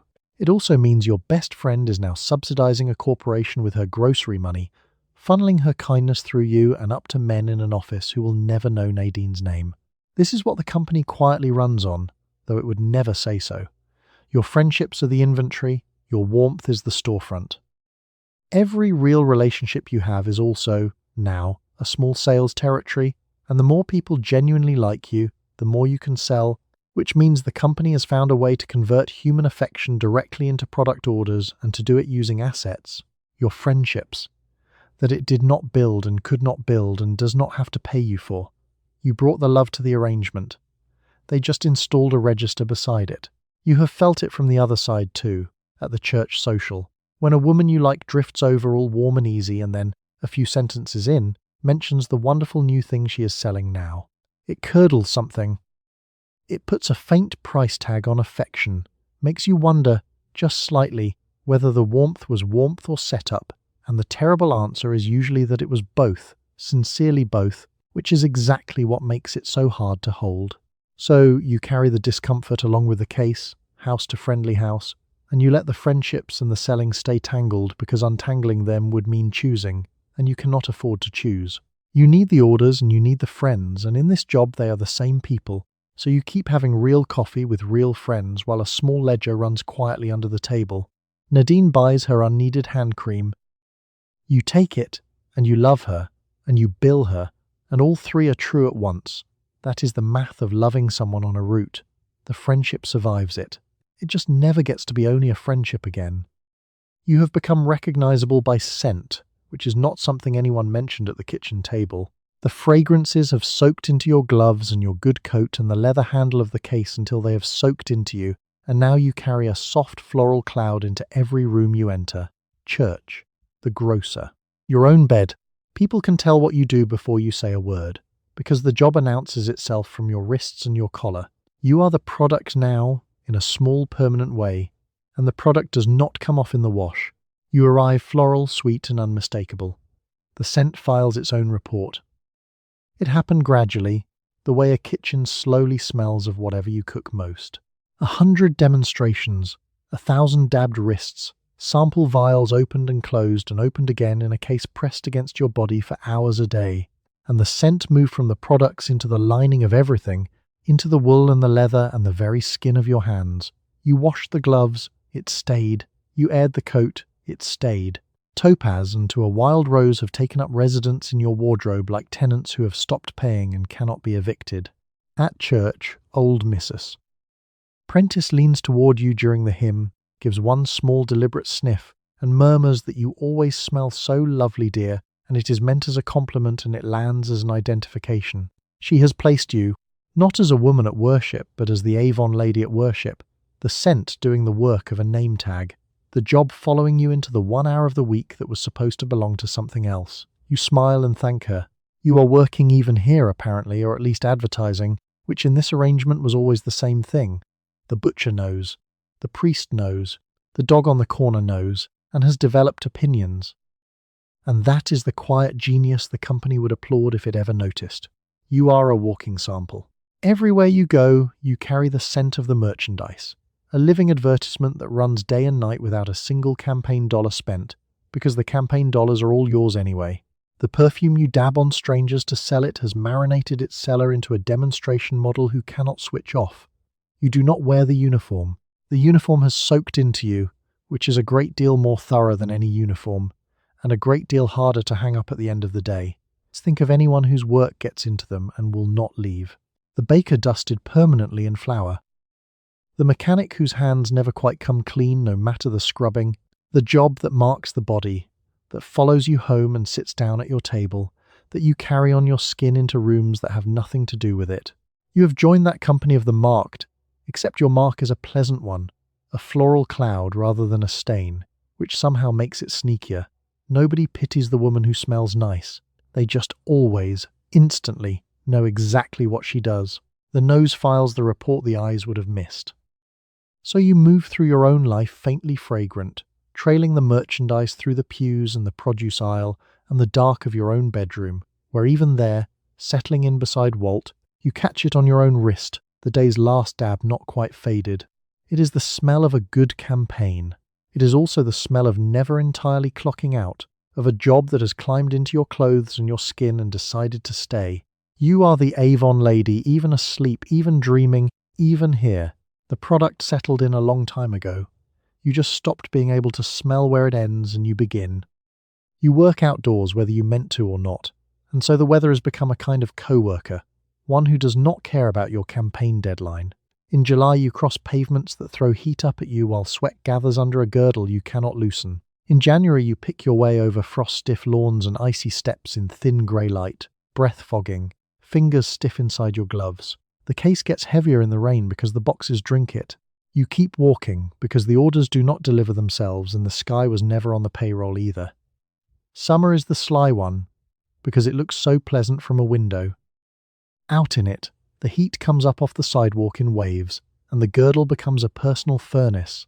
And by the third house, your careful morning appearance has begun a slow surrender, the powder going shiny, a curl unsticking at your temple. You must arrive at each door looking fresh and cool and delighted, a woman with nothing more pressing to do, while your body conducts a private rebellion inside a dress that was designed for looking, not for hauling 12 pounds of cosmetics a mile and a half in 90 degrees. Winter is the honest one, at least, because it looks as bad as it is. The lawns are stiff with frost and crunch under your good shoes, which are not good winter shoes, because good winter shoes are ugly and you are advertising.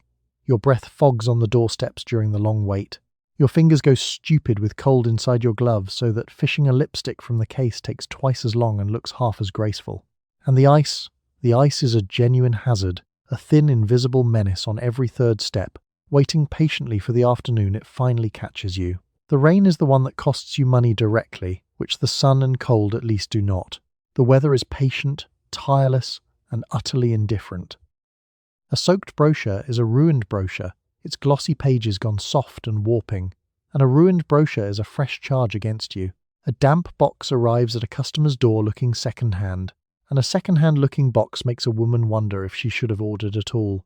So, on the wet days, you hunch over the case like a hen over eggs, sacrificing your own coat to keep the merchandise dry, arriving at doors wetter than the products you are protecting, because the products are the asset and you, it turns out, are the umbrella. The letter carrier knows this life, and the milkman, and everyone since who has been paid to move things through weather that would keep a sensible person indoors. But the letter carrier has a uniform issued for the cold and a route the government pays him to walk and a pension waiting at the far end of all those winters. You have a nice dress and thin shoes and a commission that does not rise 1 cent for the days you spend earning it in sleet. The weather treats you both the same. Only one of you is being properly paid to be treated that way. So you learn the sky the way a sailor does, reading the morning for what it will cost you, dressing for a war with the afternoon, and you go out into whatever it is because the campaign closes Friday no matter what falls from the clouds between now and then. Heat, frost, rain, the long list of a co-worker who never takes a sick day and never lightens your load. You cross the frozen lawn, you climb the icy step, you ring the bell and arrange your face into summer no matter the season, and you wait, fogging in the cold, for a door that may not even open. The weather clocks in beside you every single day. It never fills out a form, never carries a case, and never once limps home in the cold. You do a second job every night, and it is the paperwork of the first one. After the dishes and the children and the small rituals of closing a house down for the evening, you sit at the kitchen table with the order book and a pencil and you reconcile the whole campaign. Who ordered, who paid, what you owe the company, what the company in its fashion owes you. It is real accounting, done by lamplight, unwaged and uncounted, and you are the entire finance department of a business that insists, warmly, that it is barely a business at all. The order book is an unforgiving little object, and it has opinions about your arithmetic. Every line must balance. The numbers must be neat, honest, and exact. Every product must trace back to a customer and forward to a payment. and the columns must add to the same number twice, or you will be short somewhere and the short will be yours, because it is always yours. So you check it, and you check it again, running the pencil down the figures the way a bank teller runs a thumb down a stack, and the kitchen clock ticks toward an hour you will regret in the morning, and still you check, because a mistake here is a mistake with your own money. This is the work no one imagines when they picture the Avon Lady, the cheerful woman on the doorstep, the friendly chime. Nobody pictures her at midnight with a pencil and a headache, being her own accountant. But every business needs its books kept, and this business decided the books would be kept by the sales force, for free, in the margins of the night, so that the woman who sold all day also balances the ledger all evening, 2 full jobs stacked into one long day and paid, between them, for barely one. The numbers themselves tell a story you would rather they did not. You see, laid out in your own handwriting, the gap between the top line and the bottom, the sales and the takings, all the small leaks you spend your days trying not to think about. Mrs. Hensley's unpaid fragrance, a hole in column 3. The soaked brochure, a charge with nothing to show for it. The demonstration cream you will use yourself, a sale to the mirror. The ledger does not editorialize.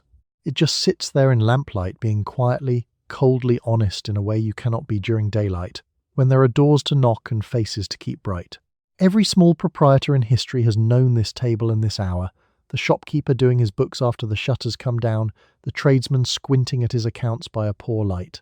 It is the unglamorous engine room of any enterprise, the part that never appears in the advertisement.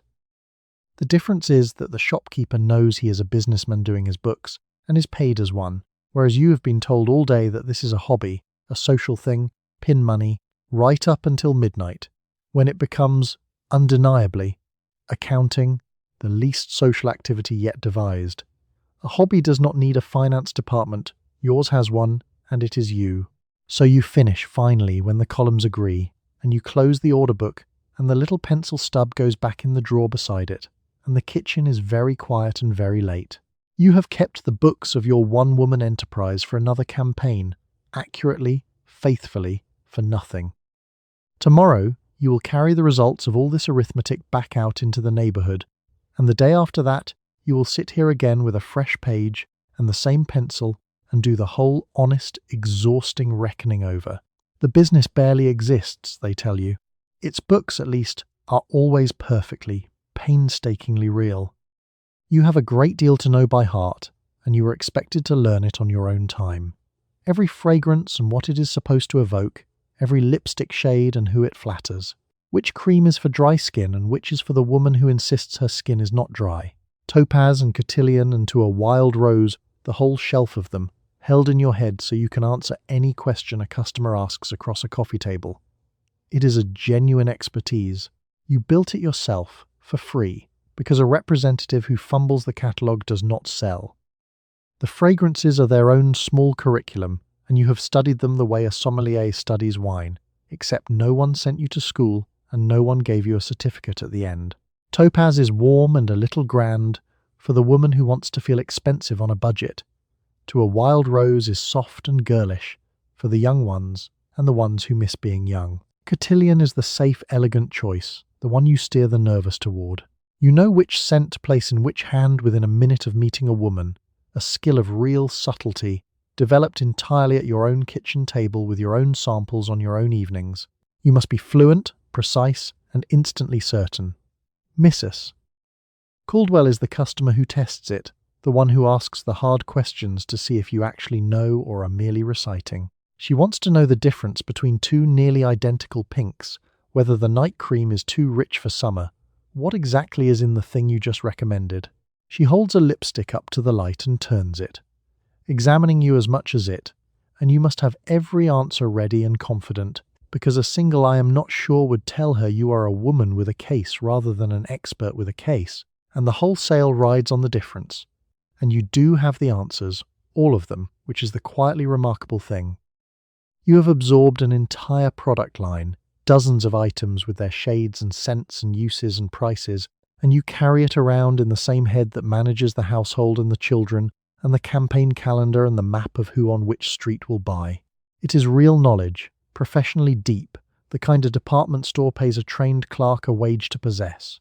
You possess it too. The difference is the wage, and the training, and the being paid to learn, all of which the clerk got and you did not.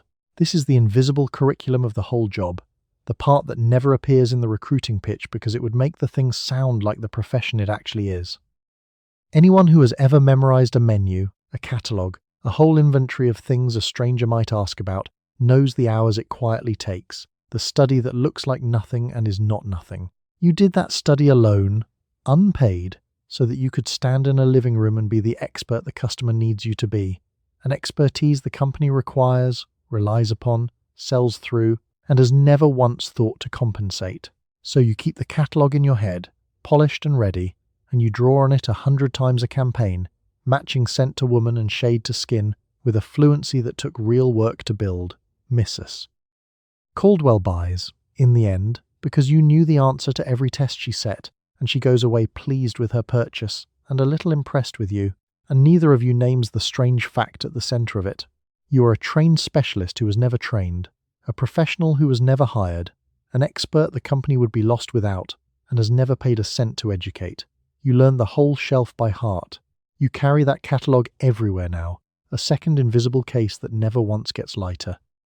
You get told no all day, though most of the time nobody says it.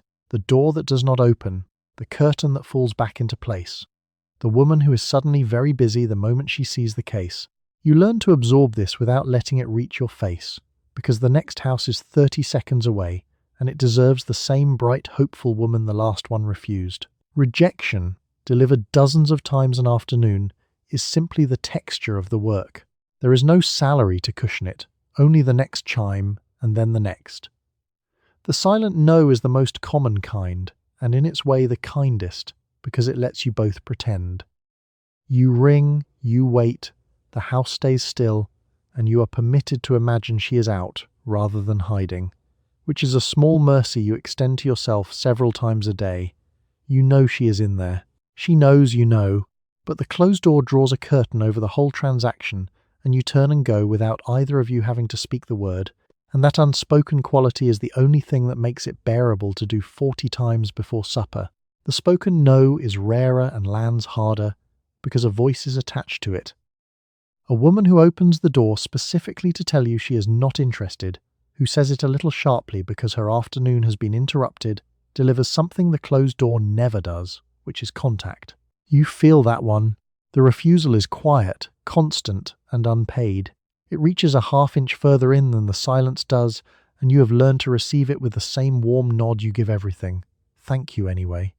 So sorry to bother. Already stepping back, already rebuilding the bright face for the house next door that had nothing to do with this one. And here is the thing about doing this without a wage. A salesman on salary who gets a door slammed in his face has, at least, the cushion of knowing he is paid whether or not this particular door opens. His rejection costs him pride but not rent. Yours costs you both, because a closed door is not just a small sting. It is also a dollar that did not happen, a link in the thin chain of your actual earnings that simply failed to form. You absorb the emotional no and the financial no in the same instant, twinned, on the same cold step, with no paycheck standing behind you to take either blow. Anyone who has ever sold anything to strangers knows this specific endurance, the discipline of walking cheerfully toward the next likely rejection with the last one still stinging. It is real emotional labor, the constant resetting of hope, the refusal to let house number 12 pay for the sins of house number 11. You became good at it the only way anyone does, through sheer volume, thousands of small refusals sanding you down to something that can take them, which is a genuine skill and also a slightly sad one, the ability to be turned away gracefully having been purchased with a great many afternoons. So you keep walking, house to house, chime to chime, carrying a hope that has to be brand new at every door and cannot be, quite, because you remember the last one. The doors do not know they are being cruel. They are just doors, on just houses, opened or not opened by tired women with their own reasons.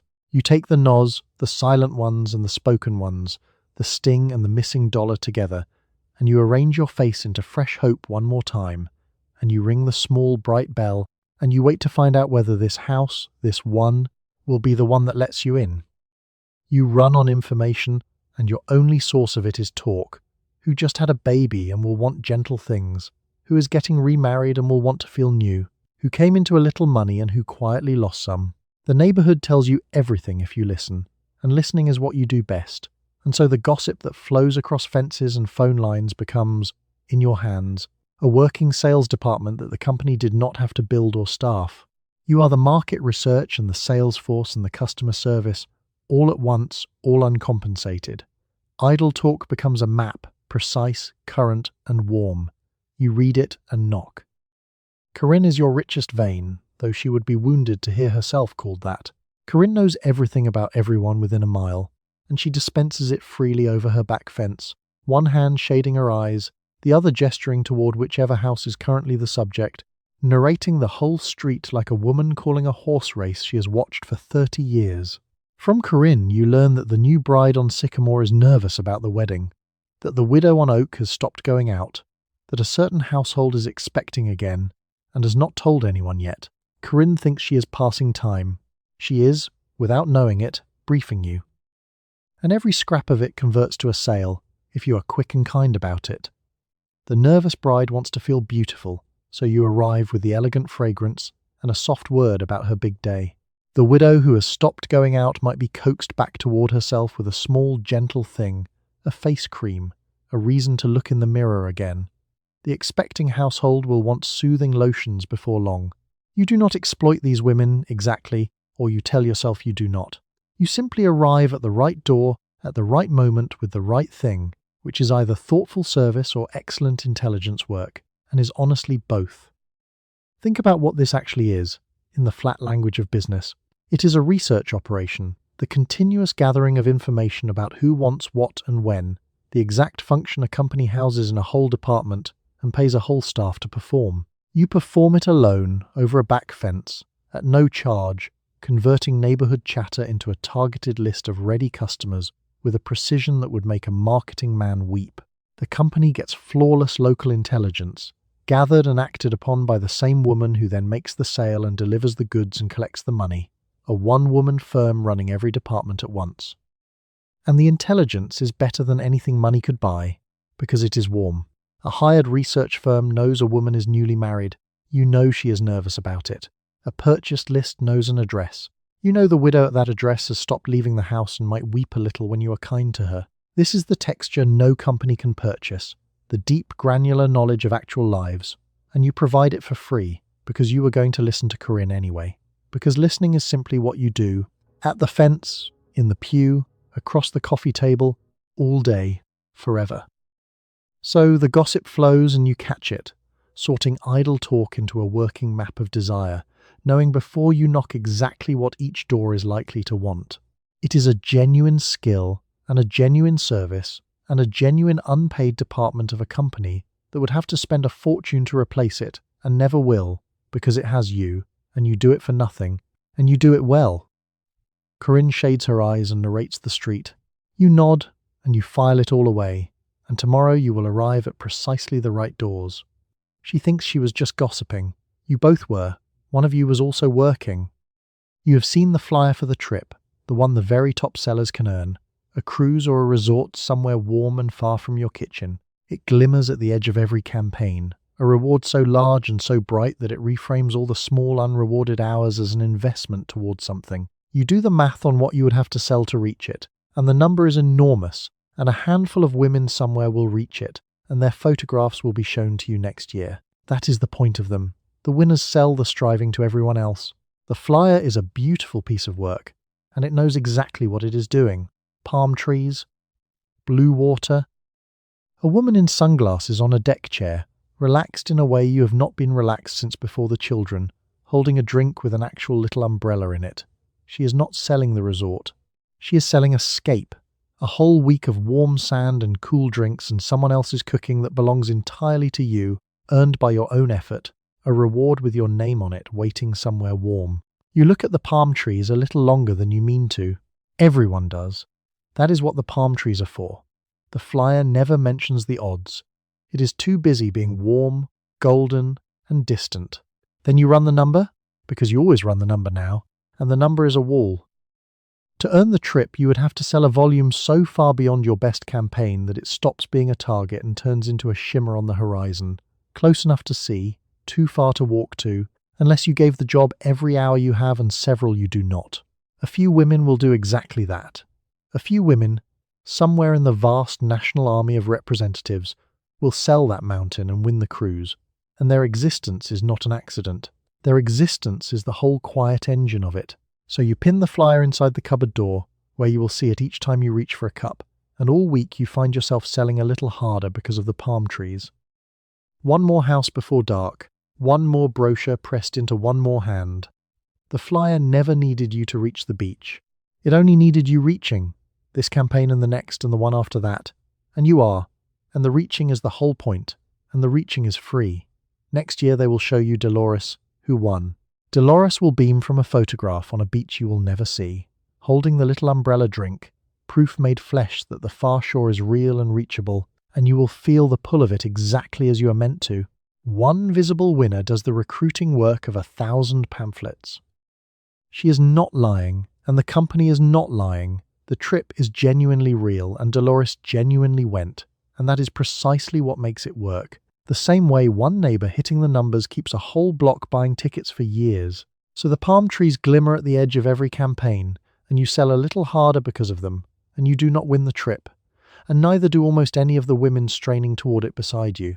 The company banks the extra effort of the many and pays out one cruise to the few, and the math of that trade is spectacular, all upside. The striving of an army purchased with a single deck chair. You knew all along the odds were against you. You reached toward the palm trees anyway. That reaching was the product. It always was. You are in competition now, softly, with the very women you have coffee with, and nobody will admit that this is happening.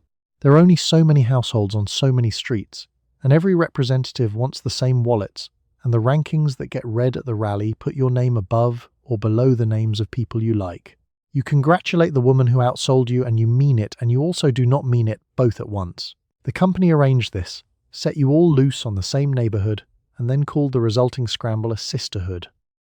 Ada makes it complicated, because Ada is genuinely your friend and genuinely your rival, and those two facts refuse to sit quietly in the same room. You have coffee together and swap stories about the route, and it is real friendship, warm and needed.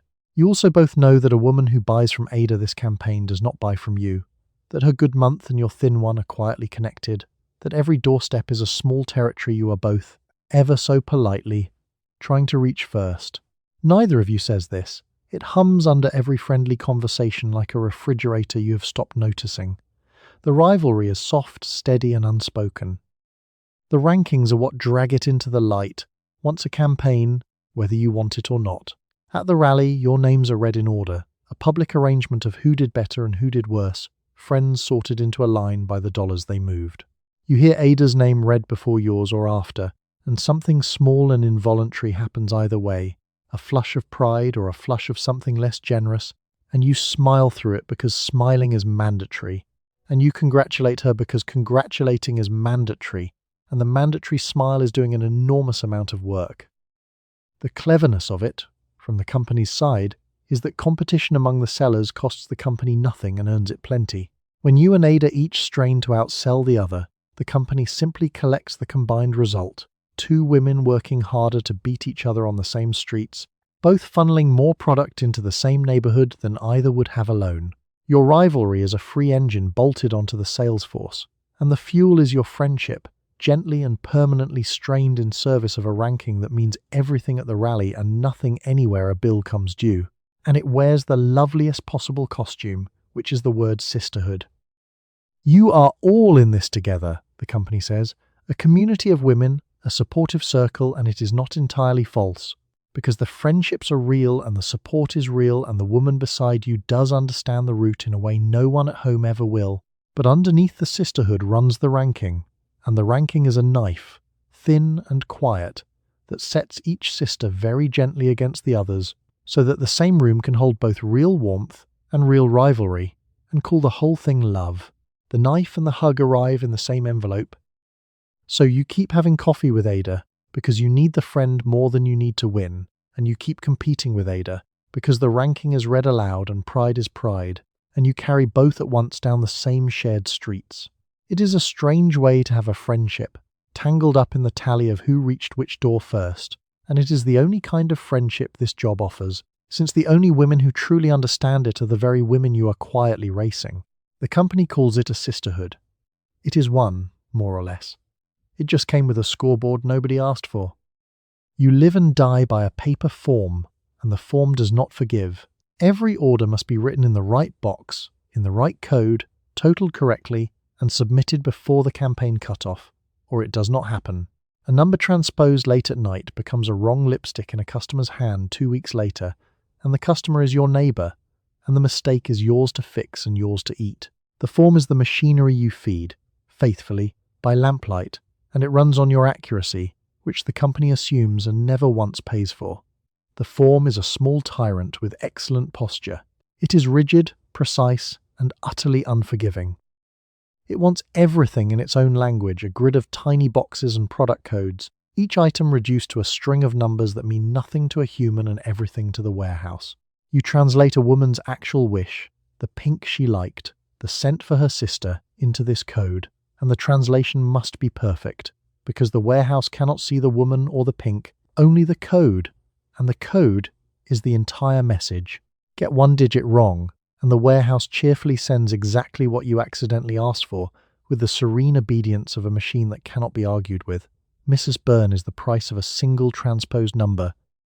You meant to order her a soft coral and your tired pencil wrote the code for a deep brick, and 2 weeks later you are standing at her door handing over a lipstick she did not want in a shade that does not suit her, apologizing, offering to reorder, eating the cost of the wrong one because the wrong one is now yours, bought and paid for and unsellable to anyone with Mrs. Byrne's exact colouring, which is to say anyone.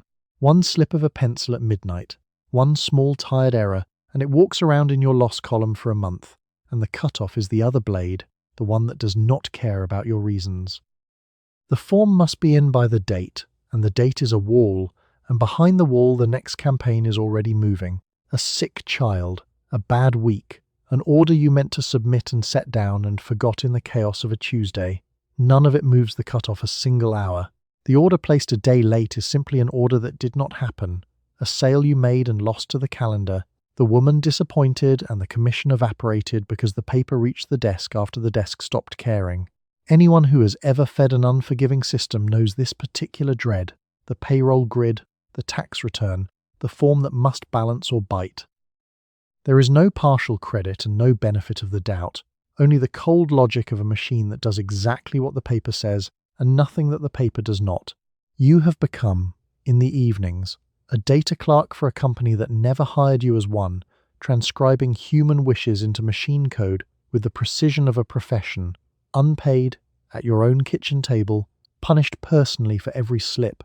So you check the codes twice, and then a third time on the campaigns when your eyes are tired, because the form's small tyrannies all land on you and never on it. It sits there in its grid, serene and demanding, indifferent to the hour and your headache and the child who woke at 2, wanting only its digits correct and its total right and its self-delivered before the wall comes down. You feed it carefully, faithfully, because the alternative is a wrong lipstick and a lost sale and a neighbour at the door. The form does not forgive. It was never designed to. It was designed to be fed, and you are the one who feeds it. You give things away all day, and you paid for the things you give away. The little lipstick samples, the dab of cream, the fragrance card pressed into a hesitant hand, all of it comes out of the case you bought, handed over freely because a woman who tries something is a woman who buys it. It is a sound strategy, and it is entirely funded by you. You are running a small marketing budget out of your own purse, one bullet-sized lipstick at a time, and the company applauds the tactic without ever offering to split the cost of it. The samples are tiny, generous, and costly to you, every single one. The free sample is the oldest trick in selling, and it works because it flips a small switch in the person who takes it. A woman who has accepted a gift feels, faintly, that she owes you something, and a woman who has felt a cream on her own skin can no longer pretend she does not know what she is missing.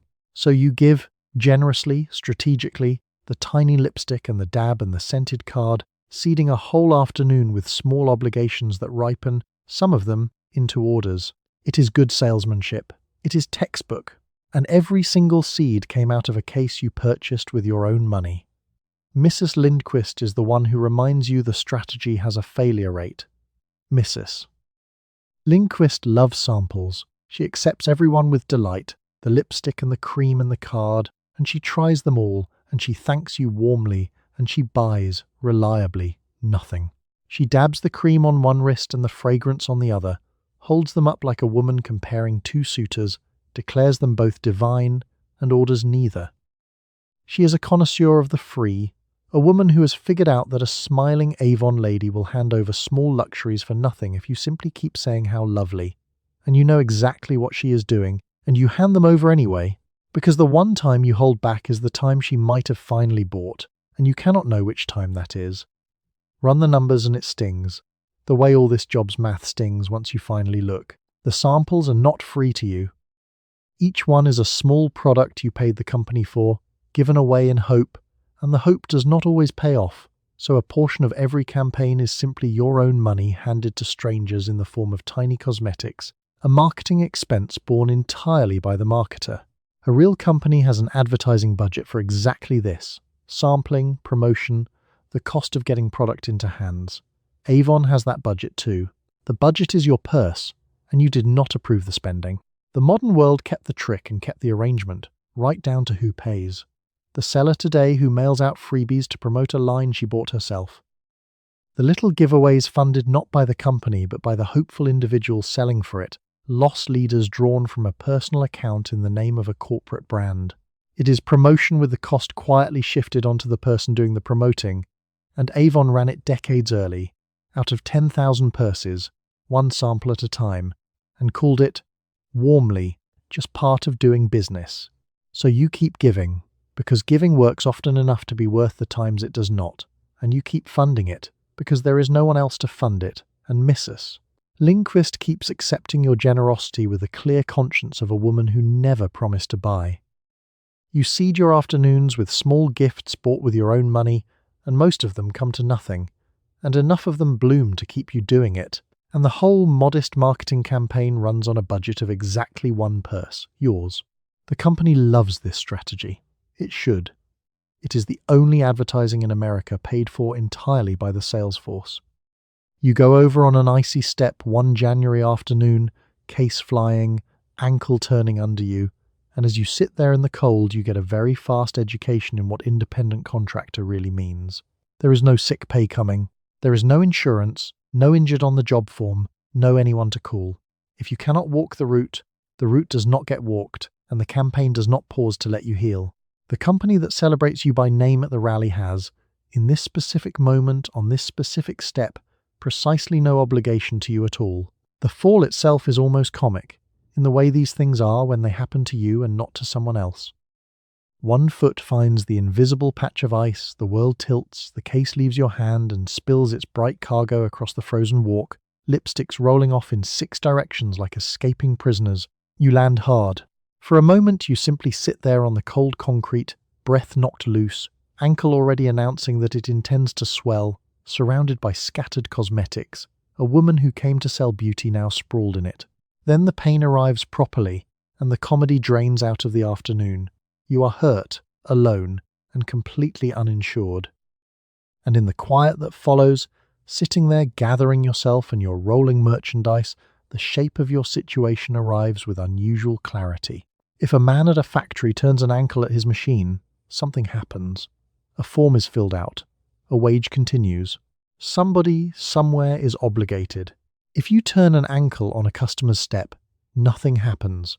Because you are not an employee, you are a contractor, and a contractor who cannot work simply does not earn, and a contractor who is hurt is simply a woman who is hurt, on her own, on the ice, with no one to notify because there is no one whose job it is to care. This is the exact moment the word independent stops sounding like freedom. All those months it meant no boss, no schedule, no one telling you what to do, and it sounded like liberty. Here on the frozen step it reveals its other face, the one the recruiting table kept turned away. Independent means alone. It means the net everyone else assumes is under them. The sick pay and the insurance and the sense that someone has your back was quietly never strung under you, and you find this out the honest way, which is by falling and discovering there is nothing there to catch you but the concrete. The woman selling cosmetics on a phone today learns the same lesson the same way, if she is unlucky enough. The driver, the courier, the whole modern army sorted into the tidy box marked contractor, all of them one turned ankle from the identical discovery that the flexibility they were sold has a hollow underneath it exactly the shape of a safety net, and the hollow is only visible when you fall into it. Avon drew the box first, and the box has always worked this way, generous with freedom precisely because freedom is the cheap half and protection is the expensive half, and the expensive half was never in the offer. So you get up, eventually, because there is no one to get up for you. You collect the scattered lipsticks off the ice with cold, clumsy fingers, and you test the ankle, and it holds barely, and you make a decision that tells you everything about your situation, which is that you finish the route. You finish it limping, because a campaign missed is a campaign unpaid, because there is no sick day to take, because the only thing standing between you and no earnings at all is your own 2 feet, one of which is now swelling inside your good shoe. You came to sell beauty. You will limp the rest of the block doing it. Nobody is coming. That, it turns out, was always what independent meant. You have a little team beneath you now. 3 women you recruited and are supposed to keep motivated. And you have discovered that this too is a job nobody pays for by the hour. You train them at your kitchen table. You buck them up when the doors stay shut. You take a small share of what they sell, which is the closest thing to a steady trickle you have ever had here. And in exchange you have inherited the company's oldest task, which is convincing other women that this is a wonderful opportunity while quietly hoping they do not do the math too soon. Lorraine is one of your 3, and Lorraine is struggling, and helping Lorraine is now officially your responsibility and unofficially your problem. She sits at your table where she once sat as a recruit, discouraged, telling you the doors will not open and the samples cost more than she expected, and you recognize every word because you said them all yourself 2 years ago. You buck her up. You share a tactic. You tell her it gets easier, which is true, and you do not tell her what easier actually earns, which is also true. And you watch her decide to keep going, and you feel the small share of her sales tick quietly toward you as she does. That is the part that sits uneasily, the sliver. When Lorraine sells, you earn a little, which means your interest and her interest have quietly split apart. What is best for Lorraine might be to run the honest numbers and stop. What is best for you is that she keeps going, keeps buying kits and brochures, keeps knocking, keeps generating the small stream that flows up to you. You are no longer only her friend and mentor. You are also, structurally, a woman who profits from her not quitting, which is a genuinely uncomfortable thing to be to someone you genuinely like. The company never had to keep Lorraine from quitting. It handed that job to you, across your own kitchen table, for the price of a sliver of her sales. You now do the motivating. You do the training, the encouraging, the gentle talking down off the ledge of quitting. The company does not need to spend a dime keeping Lorraine in the fold, because you will do it for the price of a sliver of her sales, and you will do it well, because you like her, which makes you far more persuasive than any man in an office could ever be. The whole structure has been building toward exactly this shape, each seller recruiting and managing the next, the company thinning to almost nothing at the top, while an army of unwaged middle managers holds the pyramid together from within. The modern versions wear the same architecture openly, teams and downlines and uplines, everyone motivating the person below to keep the person above earning. You are a rung now, load-bearing, holding up the women beneath you and held up by the woman above, and the whole tower stands not on salaries but on friendship, hope, and the small commissions that trickle up through all of it. So you keep Lorraine going, because you like her and because you profit, and because you can no longer fully separate the two, and you tell her the encouraging true things and omit the discouraging true things, exactly as they were told and omitted to you. You have become management, unpaid, unofficial, and unthanked, motivated by a sliver, doing the company's most important work for the least of its money. You did not climb out of the bottom of this thing. You simply climbed one rung up the inside of it, and from here your job is to make sure the rungs below you stay full. The view is a little better. The tower is the same tower. You reach a night, eventually, when the case sits by the door and you do not want to pick it up, and you let yourself think the thought you have been avoiding. Most women who do this do it for less than 2 years, and you are beginning to understand exactly why. The money never quite arrived. The recognition did, warm and real and insufficient, and recognition does not pay the heating bill. You could stop. The company would not notice, because there is already another woman at another kitchen table 3 streets over being told she would be perfect for this. Tonight, it looks heavy, silent, and optional. You could just stop. The case by the door has stopped looking like opportunity. For a long time it looked like possibility, a small box full of your own independence, and somewhere along the way it quietly became just a heavy thing you have to carry tomorrow. You know its weight without lifting it. You know the route it wants to walk and the doors that will not open and the porches you will visit twice to collect. The thought of packing it again in the grey morning light produces, tonight, not the old flicker of enterprise but a deep and simple tiredness. And the tiredness is telling you something you are finally ready to hear.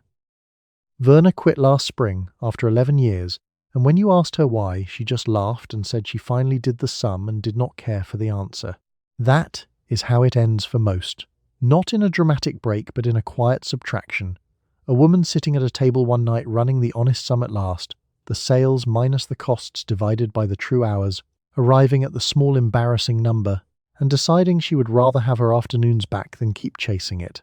No blow-up, no final straw, just a pencil set down and not picked up again. What makes it easy to leave is the same thing that made it hard to profit, which is that you own nothing here to lose. There is no business to sell, no book of customers that is yours to keep, no equity built up over the years that walking away would forfeit. You simply stop packing the case, and the case goes in the closet, and the route reverts to the company as if you had never walked it, your years of goodwill dissolving back into the air they were always made of. The low barrier to entry that let you start so easily is also, it turns out, a low barrier to exit. Nothing holds you because nothing was ever yours, and the company has built itself to feel your departure as nothing at all. It runs on turnover the way a fire runs on air, expecting it, planning for it, replacing you before your case is fully cool. Somewhere tonight a new Doris is sitting across a new kitchen table from a new hopeful woman, saying the warm, familiar words, "You would be perfect for this. You already know everyone." And that woman will sign, and start, and walk your kind of route, and quit in her own 18 months, and be replaced in turn.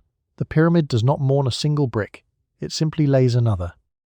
So you sit with the thought, the case by the door, the tiredness settled over you like a blanket you did not choose, and you understand that leaving would cost you nothing and change nothing for anyone but you. The recognition was real. You will keep the pins in their velvet box. But the pins do not warm the house, and the applause has faded, and the honest number at the bottom of the ledger has not improved and will not. And a woman cannot pack a heavy case at dawn forever for a currency she cannot spend. You do not decide tonight, but the case sits by the door, unlifted, and for the first time you can imagine leaving it there for good.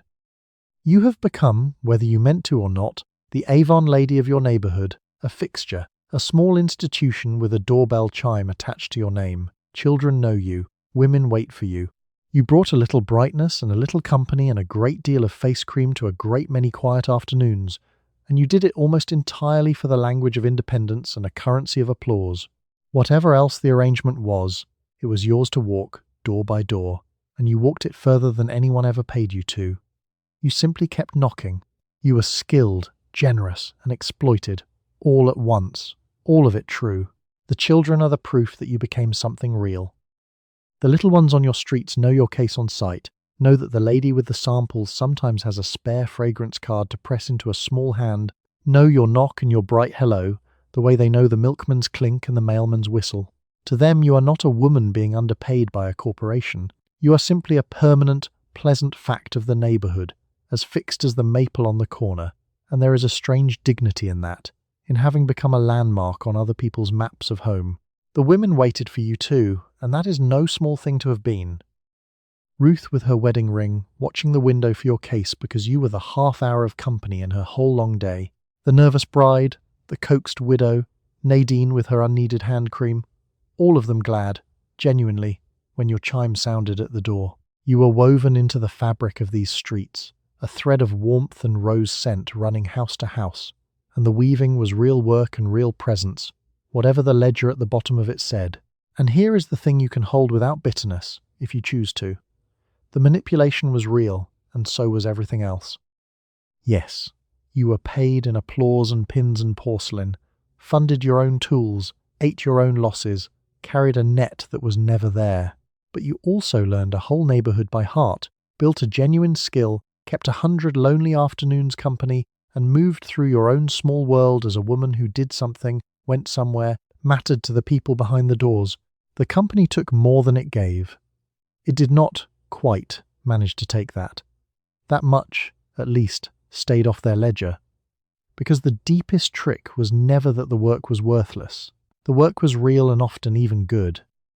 The trick was that a company found a way to have all that realness, the skill and the warmth and the presence and the miles, performed for the price of the language of independence and the currency of applause, and to call the woman lucky for the privilege. You were not lucky. You were skilled and generous and quietly exploited and genuinely woven into a neighborhood, all at once, all true, and no single one of those cancels any of the others out. So whatever you decide about the case by the door, this part is finished and cannot be taken back. You were the Avon Lady, and you were good at it, and you knocked on more doors and learned more streets and sat with more lonely women than anyone ever thought to pay you for. The chime still means you when it sounds. The children still know your case. And on the long list of things the company owed you and never delivered, there is one line it could never have paid anyway, which is what it actually felt like to be the bright expected knock on 100 quiet afternoons. That was always yours. You walked every mile of it yourself.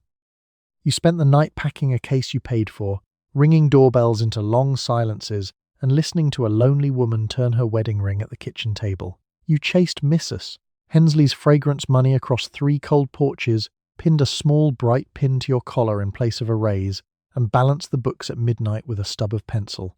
You gave away lipsticks you had bought yourself, drove 2 hours to hear a stranger say your name into a microphone, and wanted, against all your better judgment, a little porcelain statue of a woman selling. It was, all told, a full-time job that everyone agreed was barely a hobby. The women who actually lived this were not fools, and they were not saints.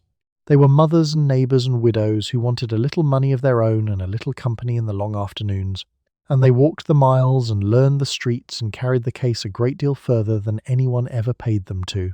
250,000 of them, at the peak, the largest army of saleswomen in the world, ringing the same bright bell on the same quiet streets. Most stayed less than 2 years. Most ran the quiet arithmetic, eventually, and set the pencil down and put the case in the closet for good. But for a little while each of them was the bright expected knock on 100 still afternoons, woven into a neighbourhood, known by the children and awaited at the window, and there was something genuinely warm in that, whatever the ledger said at the bottom of the page. So thank you for walking the route with me tonight, door to door, all the way to the last quiet porch. Now let the case sit by the door. Let your shoulders drop down into the pillow. Let the day fade. Let the doorbells go silent. Let the long list of streets soften and blur into nothing at all. You have knocked on enough doors for one night. Sleep well.